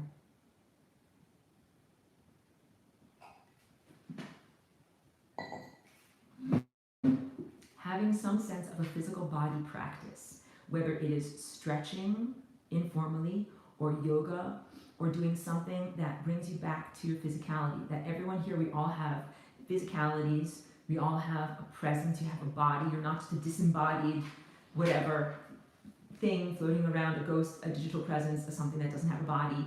You are a thing, and that if you are ever lost or concerned, or you don't know where you are or what's going on or what to do, become aware of and connect with your body, because I really feel that our bodies are divine gifts, and that our cellular structure emanates a divine energy. We have life force that keeps us alive. Your body is a miracle. Reconnect with your body as a miracle. So every day I do a stretching routine. Every day I try to do my flying rainbow lasagna dancing. I do sun gazing with my eyes closed, because I feel it is dangerous to burn your retinas. So don't burn your retinas, but do connect with the sun and get the sun on your body, because that's another really important thing to do. And then music really fuels my journey. So I listen to food for my ears. I listen to other people's songs that inspire me. That can be like a type of love that comes into you when you need it. Right song at the right time can be so amazing and uplifting. Or if you're a musician, play it. Play your music, play to others. Hugging a dog. This might sound so I don't know if that sounds simplistic to you, but my dog has been someone who has brought me through some of the most dark levels of reality, like literal dark hell realms that I did not know what to do or how to navigate, and hugging my dog gave me a real feeling of love, presence, that brought me back to like, this is something real. This is something, like that feeling, that is something real. So I don't know if you understand that hug a dog, that is a profound statement, or it can also be hug a human, hug a child that you love, that of course not just anybody's child, your own child. Hug your family member. So I think you understand where I'm coming from when I talk about those things. Okay, hold on. I'm scrolling, and sorry if I squint when I scroll. Sometimes I can't actually read them that well. It's very tiny. Okay, wait, going back to the beginning. It's all the way back here, and every time I have to scroll. Okay. Yes, so good to see everybody. So good to see you there. Senisa77 from Germany, thank you. Greetings to you and the band, quote unquote, the Flying Rainbows on your band. Let me just say again to the band, thank you so much for holding down the beat. Thank you so much for keeping the music going when I went backstage to change my guitar strings and retune my guitar. Like, oh my God, I was out to lunch for quite a while, and I was very happy that everybody kept the music going. Keep reality flowing, keep the positivity flowing, keep it going. And that's a big part of creating community and the symphony of life, and not just being an individual, but the co-responsibility, and then that love flows back to you. When you flow love out, then when you need love, love flows back to you. Tin Man, so happy to see you, really good to see you. Okay, Melissa says, Aurora, your music technique of layering reminds me of multi-resonance, reminds me also of ancient architecture and their resonance principles, properties. That is a beautiful analogy, and I feel that that's apt, that a lot of the echoes that are in cathedrals and resonant spaces are based upon these, harmonic overtones. I want to say ka-chunka, chunka, chunka, chunka, chunka, and I do ka-chunka, chunka, chunka in a lot of the, what would you call it, delays. Like in digital music, you can have an instrument, boom, makes a note, but then you can also put these delays on it that would go boom, boom, boom, boom, boom, boom, boom, boom, boom, boom, boom, like echoes on your voice and things like that. And I love playing with that. And it's a different level of songwriting than the traditional songwriting of on a musical staff, like here's an A, like here's a C sharp, here's a D, like that. Those levels of songwriting are not necessarily available when you are putting all of these layers, these production layers on top of it, and I love exploring that. Okay, so let me go a little bit more. Good, I'm happy that you can hear me all right. Okay, some people are saying that the imagery was pixelated, but that they could hear me all right. Good. So good to see everyone. So good. Oh, and Mo Better is saying that it's great to see me and that they haven't heard me since the interview with Jean-Claude. So Jean-Claude had a channel called Beyond Mystic. I did a good series of interviews with him, and then he got suppressed and kicked off of this platform. And I was very sad and disheartened to hear that, to see that, because I felt that the work that we did in saying things together was very uplifting. And so then I saw that some of the stuff had been re-uploaded or re-mirrored. So you can still find some of those interviews, Aurora, Jean-Claude, Flying Lasagna, Beyond Mystic, if you do keyword searches for that, and it's worth it. My friend from Greece says, it was the end of 2017 when I last studied courses. I must find a little time again where I left. I would encourage you to. And I love that this is international. I love that my Flying Lasagna community is international. I would even say interdimensional or cosmic, like a cosmic family that goes across all sorts of different places. Juan Pedro, this is a long-term friend and FRL classmate, says, indeed you are a supernatural, thank you. Pedro came up with this idea of game over, try again, gota, and also the putis, those pesky occupiers of the interstices. Well, you know something, Pedro? I think that for several months I have been literally interacting with those pesky putis, and it's been a big challenge, but I think I'm doing pretty good. I'm doing better. So Joelle acknowledges that we are having to use code words for the thing that is going on. So good to see you, Evelyn, and I will definitely connect with you by phone when it is possible. Gestaltic Evia, I don't know if I pronounced your name right, but it says they will watch this later, and it's good to see me more grounded and healthy. Thank you so much. I'm doing so much better. I'm definitely the rainbow troublemaker. And Joelle says this, it's a lonely journey to be a troublemaker. Even her own family and friends have a hard time with her not being silent about breaking the narrative. When you stand up, you get pounded down. That is an old, I think, Japanese expression. The nail that stands up gets pounded down. It's truthful. It's truthful. It doesn't necessarily mean that you volunteer for abuse. It doesn't mean that you're a stupid idiot or anything like that. It means you're a bit courageous. Harrison Bergeron in that story was courageous, not an idiot, not some loser. I think that when you stand courageously according to your integrity, that is a good way to live, and that it might be easier to just go along and slump your shoulders and fall down like everybody else. You might face fewer punches to the face, but on many levels, you might be losing on a soul level. And here I think you have the opportunity in this life experience where there's a lot of technological suppression, consciousness suppression, a lot of things trying to make you not think your own thoughts or even speak your truth. Sometimes it's like, well, I can think that, but I can't say that. Well, what if you do say that? You know something? It changes reality when you actually choose to say it. And I think reality suffers when people censor themselves, when they don't think or speak their truth, when they don't dare to stand up because they're afraid of getting punched in the face, figuratively or literally. And sometimes the punches come from society around you, like your coworkers or family or friends on social media. Sometimes there is not the social support when you do it. Sometimes it comes literally from some technological suppression, like zapping you in the head. But I think it's important to do. I encourage everyone. I think that at the end of your life, or whenever you have an assessment, like looking back on your life is what I should say. I think that when you look back on your life and you look at those moments where you chose to open your mouth and actually say, hey, this is what I actually think, I think that you will be proud of those moments, that you will not regret it at all. I think that mainly people face regret for the things that they didn't say, for the times when they stood there silently or didn't stand up, and that is something you can avoid. And I would encourage you to say and do the things that will make you live your life without regret when you see the overall picture of everything that you've been and everything you've done. Pedro says, lonely troublemaker, silent among others. I prefer troublemaker. You understand, and I agree with you.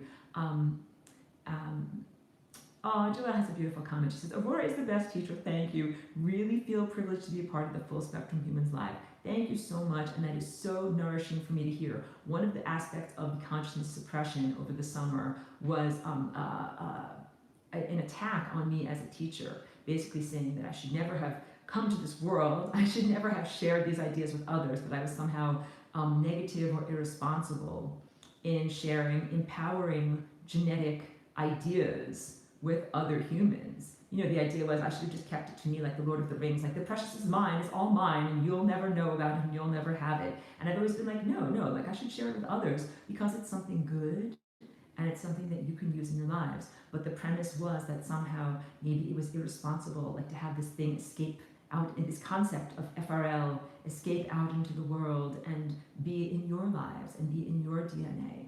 And comments like that, in the time that I was, out to lunch, that when I say that, I mean like not artistically and socially functional and sharing on the computer as I usually am, not insane, just making that very clear. But when I was being suppressed, let's say, all of those things have reaffirmed the value of the work that I did and helped me to understand that's why I got pounded down so much, because I'm a nail that really stuck up, so they really pounded me down with the sledgehammer. And thank you very much for saying that. I like that Miss Chrome 6 says that her cat is listening very intensely and that he never stays still for too long. Many people say that when they've got the videos on that because it's what my voice has just positive lasagna energy in it, that their cat might be sitting on the computer and really listening. So much love to you and your kitty cat. Before I was a dog person, I was a cat person. I had a beautiful cat that she has passed on, but she's was an amazing, beautiful person in my life, for a person in my life.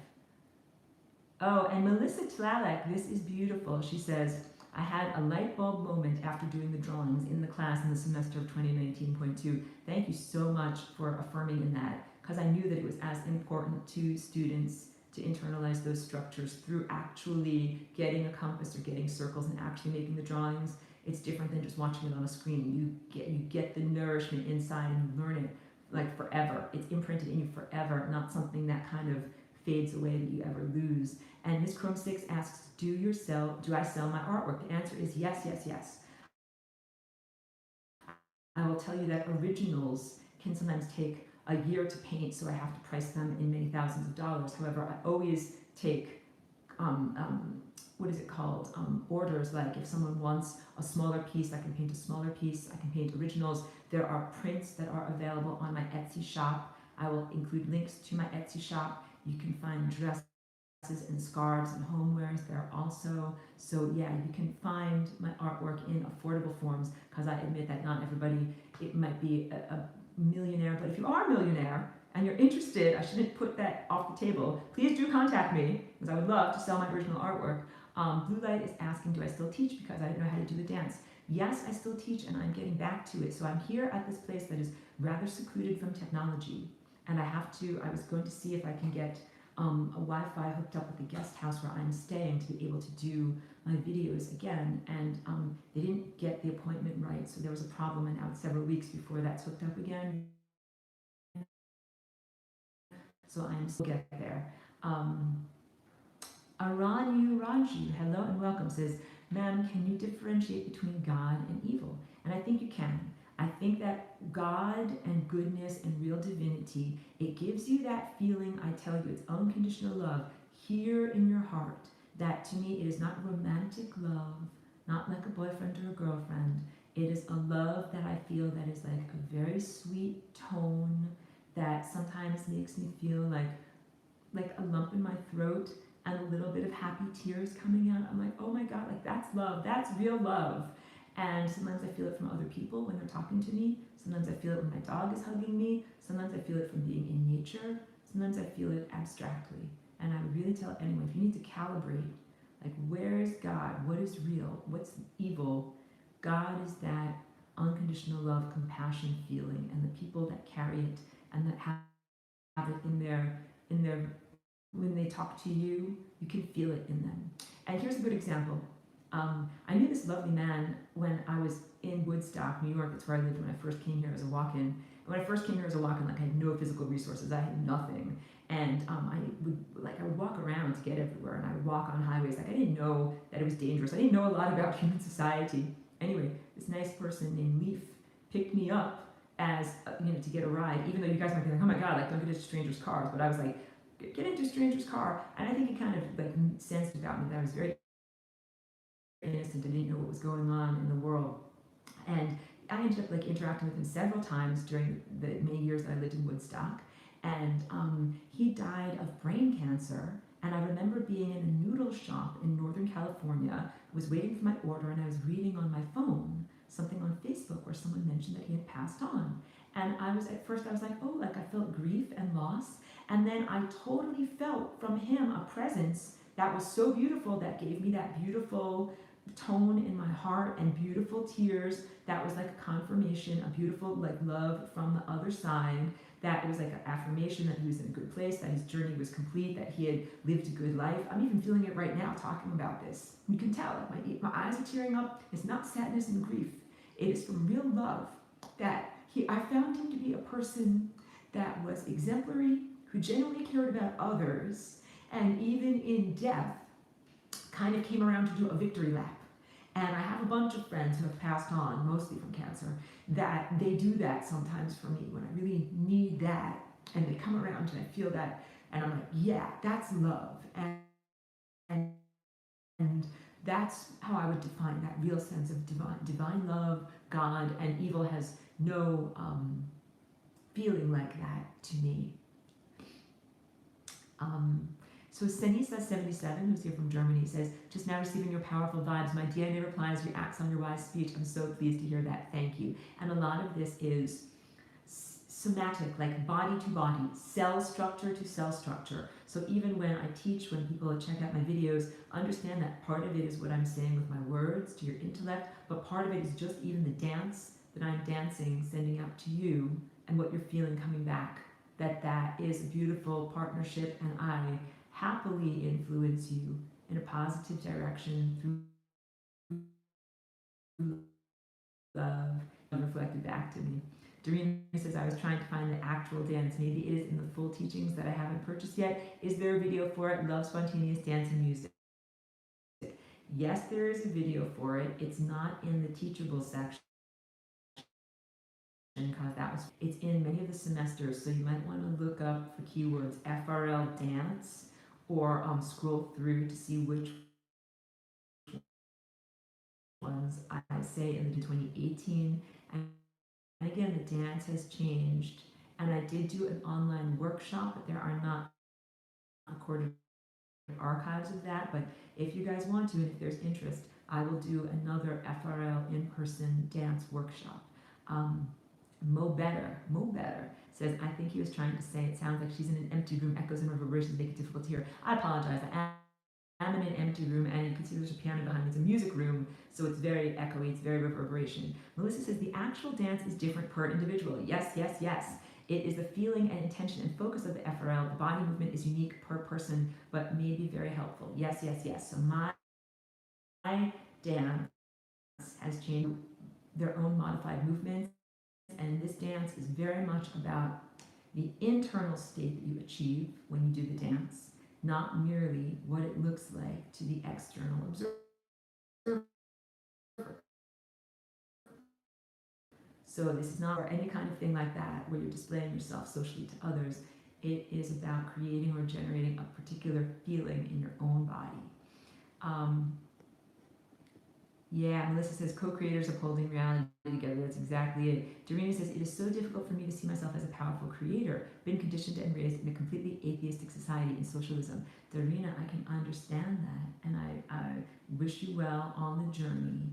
That I feel like that's where you come from, and your life trajectory is unique to you. And that the breaking through is part of your valuable contribution to the symphony of life, coming from this state of suppression, state suppression literally, and training and mind training and consciousness, then coming here into this present where you're getting new nourishment and new ideas in the cosmic universe, and then breaking free.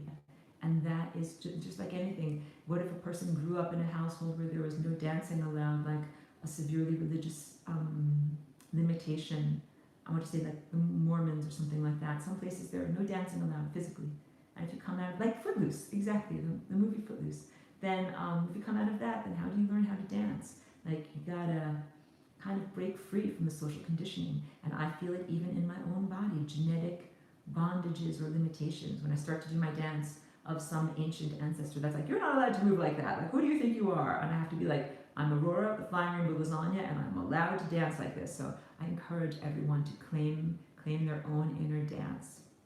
Melissa says that is why they, quote unquote, work so hard to control our perception of ourselves.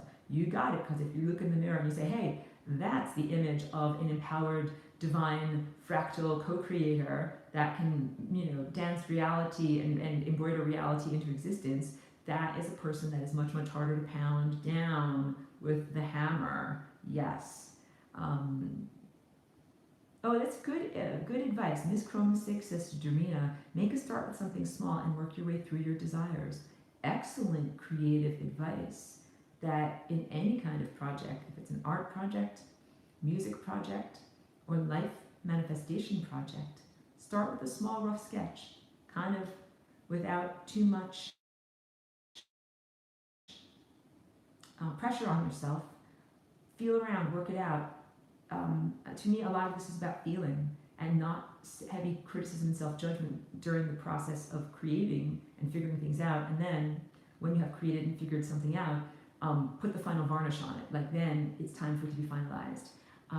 Dorina says, wow, this is an amazing way of saying it is like we are the seeders of the new world. That's exactly it. That is exactly it. That there is a new world, a new consciousness, a new level of earth experience that is here, that is available to us. And we are the ones that are planting the seeds that will grow into that world. And that's very, very different than saying something like, someone else is going to dictate it to us, or write a computer program that we must participate in, or fly down from the sky and wave a magic wand and say, poof, now I make this reality for you. It is total self-responsibility, it is self-generated, and in that I celebrate, because it means that we can customize it and make it something positive and good of what you would actually want it to be. There's a show that I really like called The Magicians, and yellow caution flags just because it has a lot of magical violence, and otherwise I love this show and to recommend it. And the last season, there was a world seed that the characters were nourishing into being the expression of a new world, like not even from Earth, but from their magical place that's like beyond the wardrobe when you travel to the magical place. That place was being destroyed, and they put their own thoughts and intentions into the world seed, and then when it gave birth and it grew this new world, there were all of these amazing things that happened, including like naturally occurring pizza ovens or something like that, a field of nothing but crispy bacon. I mean, I don't want to offend any vegans, but everybody's food imaginings ended up being manifested in this wonderful food forest. So things like that is what I'm trying to talk about. That's a fictional, lighthearted example, but we can be a little bit different. My friend from Greece says, I sense the Star Sirius is a bit something, the coronavirus tragic comedy. Correct me if you feel otherwise. I'm not sure if Sirius is connected to this, but I will say that the pandemic is a totally unnatural state of human consciousness and social fabric suppression. And that I will have to talk more about that in the video that's coming up, because I don't want to lose my YouTube channel. Dorina says again, oh, that's interesting. Miss Chrome 6 Sticks. Sorry, I said your name wrong. Miss Chrome says, I keep manifesting mirrors. That's kind of interesting, because I think sometimes everything that we have here is a self-reflection, a self-portrait, so maybe there's some truth in there. Dorina says, it happened to me a few days ago. I wanted to buy coffee, but it was late, but found a bag of coffee on the bench. So Dorina, you are already on the journey of creating a better world. Something like necessity is the mother of invention. People who need their coffee, that like we will manifest. We will manifest what you need. To Faya says, you seem to be much better spirits. Nice to see you not distressed. Yeah, I'm doing much, much better, and I'm happy to be able to share that nourishing energy with others again. So yeah, please do understand, I'm going to resume teaching. I'm going to resume more formal videos. Right now I've been working a lot on music. Please stay tuned on all of that. Knight of Wands is beautiful. Says, Aurora, you are an inspiration. I am moving out of my house soon too for similar reasons. Seeing you do it gives me courage. Thank you. Courage back to you. Love and support on your journey. And yes, please continue to stay strong even when you feel like you're crumbling down. It's like very humbling, very challenging. Sometimes it's just like survival mode, but even then, like, know that you're on the journey, know that you're going to get there. And then once I got there here to a better place, then I just needed to like have rest and get out of stressfulness and have a lot of good food and hugs from my dog, and now things are doing much better. Pedro says, I've been printing one more page from an empty cartridge for weeks now. I understand what you are understanding there, that you have just a little bit more ink left in the cartridge. Like, hey, there's a little bit more in there, manifest a little bit more, manifest a little bit more. I think Dorina says, okay, so we just imagine the better way out of this. Part of it is imagining, and part of it is the juice, like the gas energy of believing it. That there's imagining, but if you just have a dry gas tank, it's like, oh, my car doesn't go anywhere. Got to have that juice, and for me, really good food is a big part of juice, and sunlight or sun gazing is part of that too. So it's essential to rest, and it's essential to really eat good food. And I would say to everybody, when you eat good food, please imagine that there's light in the food. Like, do sun gazing for your mind and get sunlight into your mind, but also when you eat a physical food, envision that there is light, intelligence, data, consciousness in that food, and that when you eat it, it's coming into you, and it's like the sun and the stars are talking to you internally, and they're giving you that gas in your car to help you to go, because that's really what the next level of human creatorship is about. At a certain point, you will not need the intermediary. You won't have to have an apple or a piece of chocolate or whatever you're eating is the thing. At a certain point, you will just have the mind food, but until then, connect with the stars and the sun by eating the objects that they give you, and internalize that love and intelligence as the object coming into your actual physical being. So turn food from a mindless vacuum cleaner type of activity or an emotional activity because you're nervous or scared or whatever, not accusing anyone, it's just what most people do, or a TV pacifier type of thing. Turn food into a creative act that when you're eating the food, understand and imagine you're eating pure light, pure intelligence, and it is coming into you and giving you this wonderful energy to be able to then emit new realities. And Knight of Wands says, what about when you can't control thoughts repeating? Is there a good method to drown it out? You got to accept yourself. A lot of this is about self-acceptance, self-love, self-compassion, because my mind is not perfect either, and I have negativity, or let's say residual trauma. Instead of negativity, I admit that I have trauma in the past from 18 or 20 years ago, but also I have trauma from the recent past, and I don't want to just keep on recreating more and more and more traumatic experiences. So when I find my mind going to those mental and emotional states, I do try to stop, reassess, recollect myself, and then refocus on something better in the present moment. And it's a real practice. And also you have to take time sometimes. Just go into the tears, go into the blah, I was so bad and everything. Go into that. It's get it out. But then once I have gotten it out, to be able to focus on the present moment and the potentials of the future. Because that's it. You should process your emotions and then have them not weigh you down even while you remember the bad things that happened. And all of us have traumas. And so also know that you're not alone. That's a big thing too. Miss Chrome says that she just bought a violin, a lifetime goal ticked. I applaud you and I encourage you and I wish for you to play and learn and grow. That is what this is all about, the playfulness of our lives. You're never too old to do any of your dreams.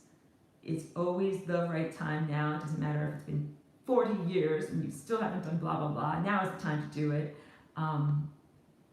Melissa says to Knight of Wands, take the wheel of your ship, tell your mind and body what to think and what not to. You are the captain. I like that very much. Yo no soy marinero, soy capitan, right? That's from La Bamba. The idea that you're not just someone who's the passenger in your life. You are the captain of your ship, captain of your vessel, of your body.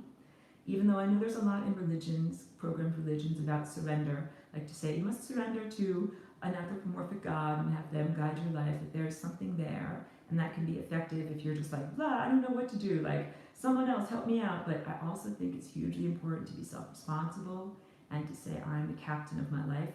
In my life personally, my things got to be the best for me when I took full personal responsibility instead of giving over responsibility to a supernatural creator God and being you handle it, just what it's called, outsource everything to someone else. Sometimes I'm I'm done with this BS, and then I'm just going to take over and do it. I think that can be a divine sense of discontent.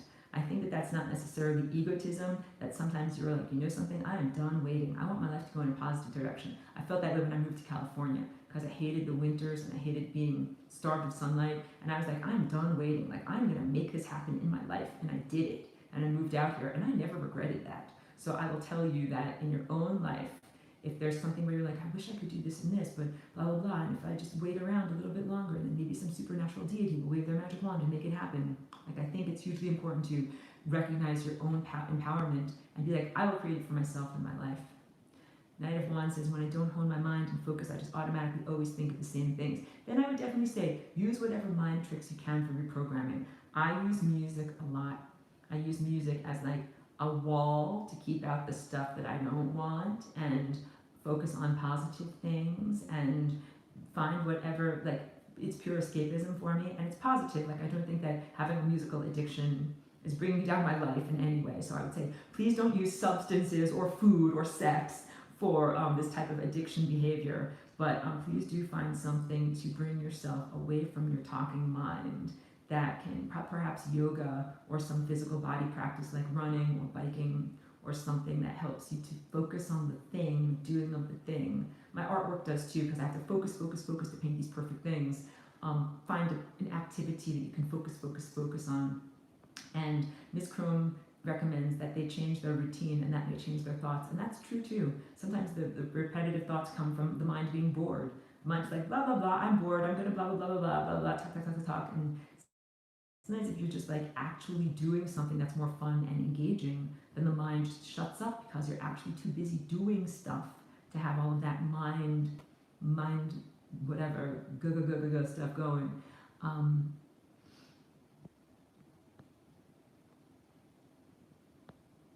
I'm just reading. Yeah, yeah, totally. The flow of music and dance and just things going. Oh yes, Knight of Wands is recognizing. Did not used to play analog instruments only. Yes, I used to be a real purist and be like, no, I'm only going to do analog and no digital and blah blah blah. I have had a real change and a real expansion of allowing myself the artistic and musical freedom to use whatever sounds I like or whatever sounds are available. And now there's all these amazing sound catalogs that can sound like birds tweeting or the sound of an electric chainsaw or weird synthesizer sounds. I use all of those things in my music and I love it. So I've expanded my musical muscles by saying that I'm allowed to do more than just purely analog work. And that was going on even before I had a lot of transhumanistic experiences over the summer. So, and I'll tell you more about my transhumanistic journey at some point. Pardon me for my indigestion. Melissa says, try moving your eye focus and movement side to side, not too fast, but helps distract the monkey chatter in the brain. Left side, right side stuff helps a lot. So walking is left side, right side, left foot, right foot, left foot, right foot, or some of these EMDR trauma therapies that are about left ear, right ear, binaural beats, things that involve eye movements looking left and right. There's a lot of left-right integration that helps a lot. Let me just get. Oh, Melissa's recognizing synthetic telepathy. Okay. Siru Butterfish says, I like music that's dark but light, lower and higher dimensions at the same time. I think you will love my upcoming music, and in a few moments, I will share with you. Miss Chrome is asking for the link. How about I share a little bit of what's going on? Oh, so many beautiful hugs are coming in. Beyond Mystic 3. Good. Darina says Beyond Mystic 3.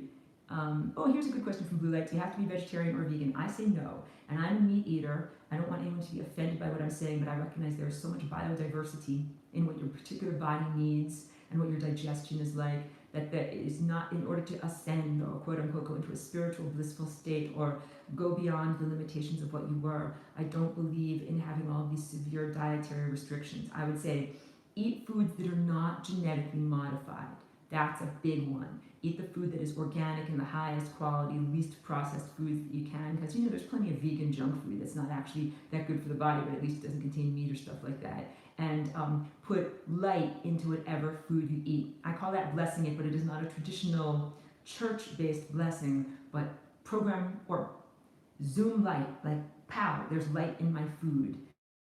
And that is, I think, the way to honor your food. And then also honor your food. Whatever you're eating, if it's animals or vegetables or whatever it is, honor it, respect it. Thank you for giving yourself to me, that I put myself inside of me, and now I'm made of all these different almonds and things like that. Oh, the person 1-2 is asking about the woman who used to have this life. I think that part of it was her potential of consciousnnis of what she could have become, and that they wanted to chop that down before she actually became it. But I also think that it's a more complex story than just that. So it's really a good question. I don't have a firm answer on that, but I would say genetic and consciousness and life potential that was being cut off or severely suppressed. Oh, and this is really good. Pedro says, Aurora, I've never stopped with your Merkaba, so you can keep kicking Pooty's butts. I haven't gotten into that, but Merkaba is an incredible, star tetrahedron visualization is an incredibly powerful transformative tool and protective shield. And I have a whole video all about that if you want to find that on my channel. Very effective. True Self says, warm greetings, and seeing you close to your timeline now. How awesome. Oh, that's Viola. Hi, Viola. Thank you so much. Thank you for connecting with me here. So lovely to hear from you. That's a long-term patron and friend.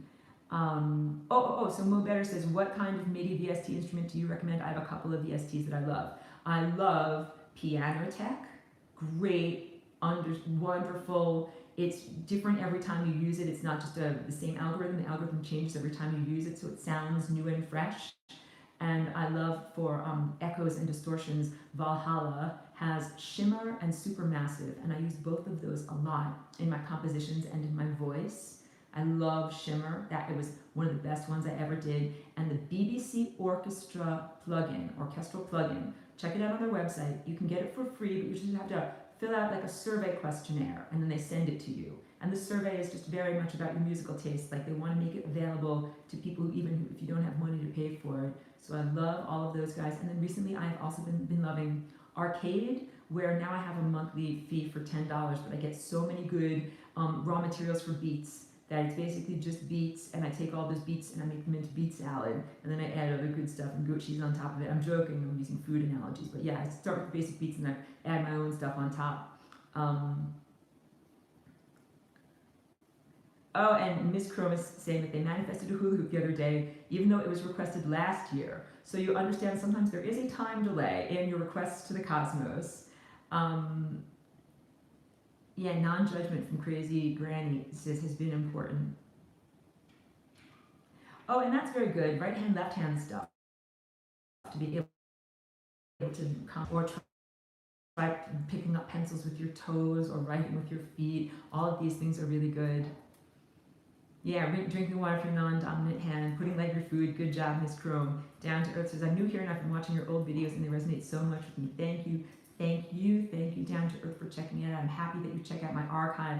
You can check out all my stuff on Teachable. I will link all of that. Let me, hold on a second. I want to close out with some awesome good music. So let me turn on my little portable speaker here. Get that hooked up for you. Hold on a second while I get this going over here. I know I'm off camera. Hold on. Here. First I will play a little bit of, this is from Elevation's Suite. Make sure this is all connected. So this is what I just released.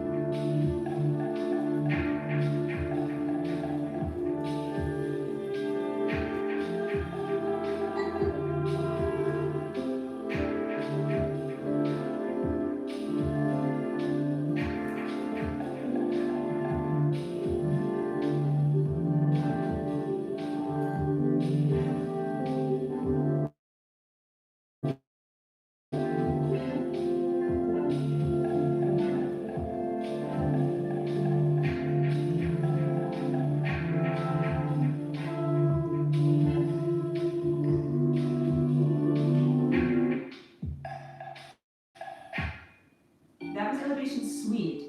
This is the song that's just called Elevations.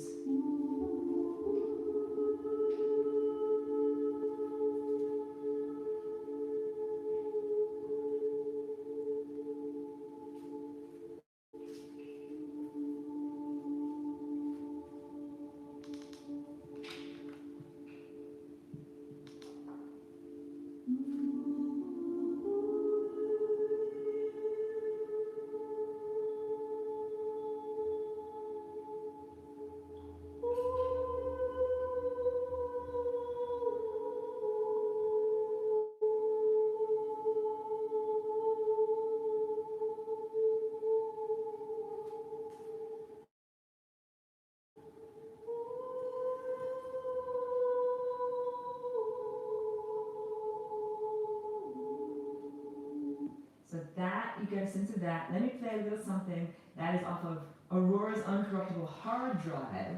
This is one of my favorite ones. Hold on a second. This one is called Arm Crystals.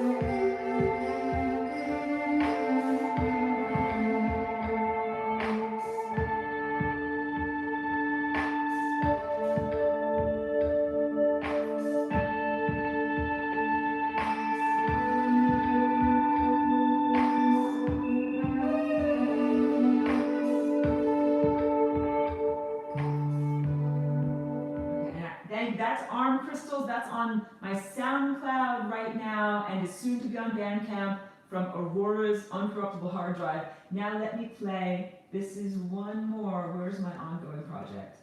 Let me play from This Is What, I don't even have a name for this album that is what things are going to be. Oh, hold on. Okay, this is one that, this one's called Angel Is In.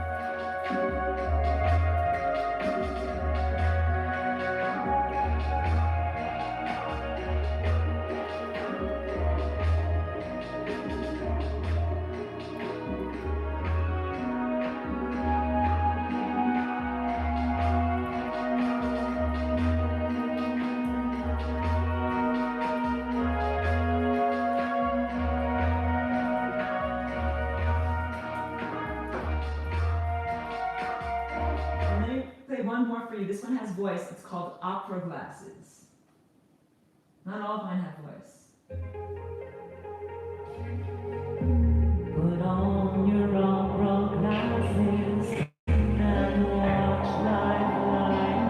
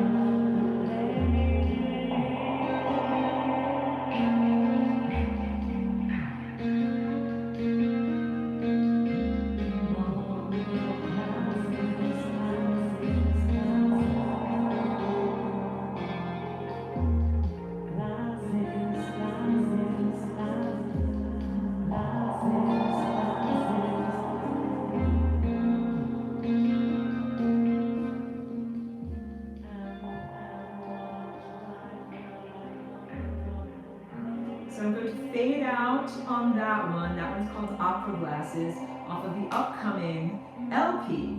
That would be full, whatever, more than 10 songs.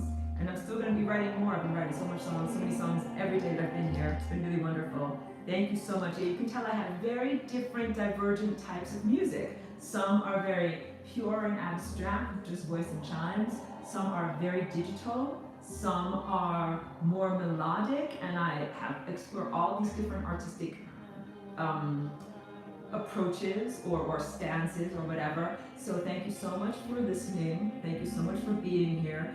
Please do continue to share my video with others so they can learn about me and Flying Rainbow Lasagna and all things lasagna. And I will put all the relevant links that are in the description, including a link to my Patreon where you can join, like I said, even for $1. And that way you can watch the video that is all about what is happening in terms of genetically modifying people and what you can do, how this genetic tool might be able to help in response to that, because that's all that I have been exploring recently. I've been feeling a lot of that music coming at me, and I'm not exactly sure how to respond to it on a genetic level, so that's what I've been doing, but I'm not at liberty to speak about it off of this place here. So I'll also say my profound thanks again to all the patrons and the people who are in the FRL band and the new people who are joining the music and joining the dance. You doing all of your complex genetic artistry and consciousness symphonic interweavings has helped to sustain me even in times when I was not able to do it on my own. That's very big.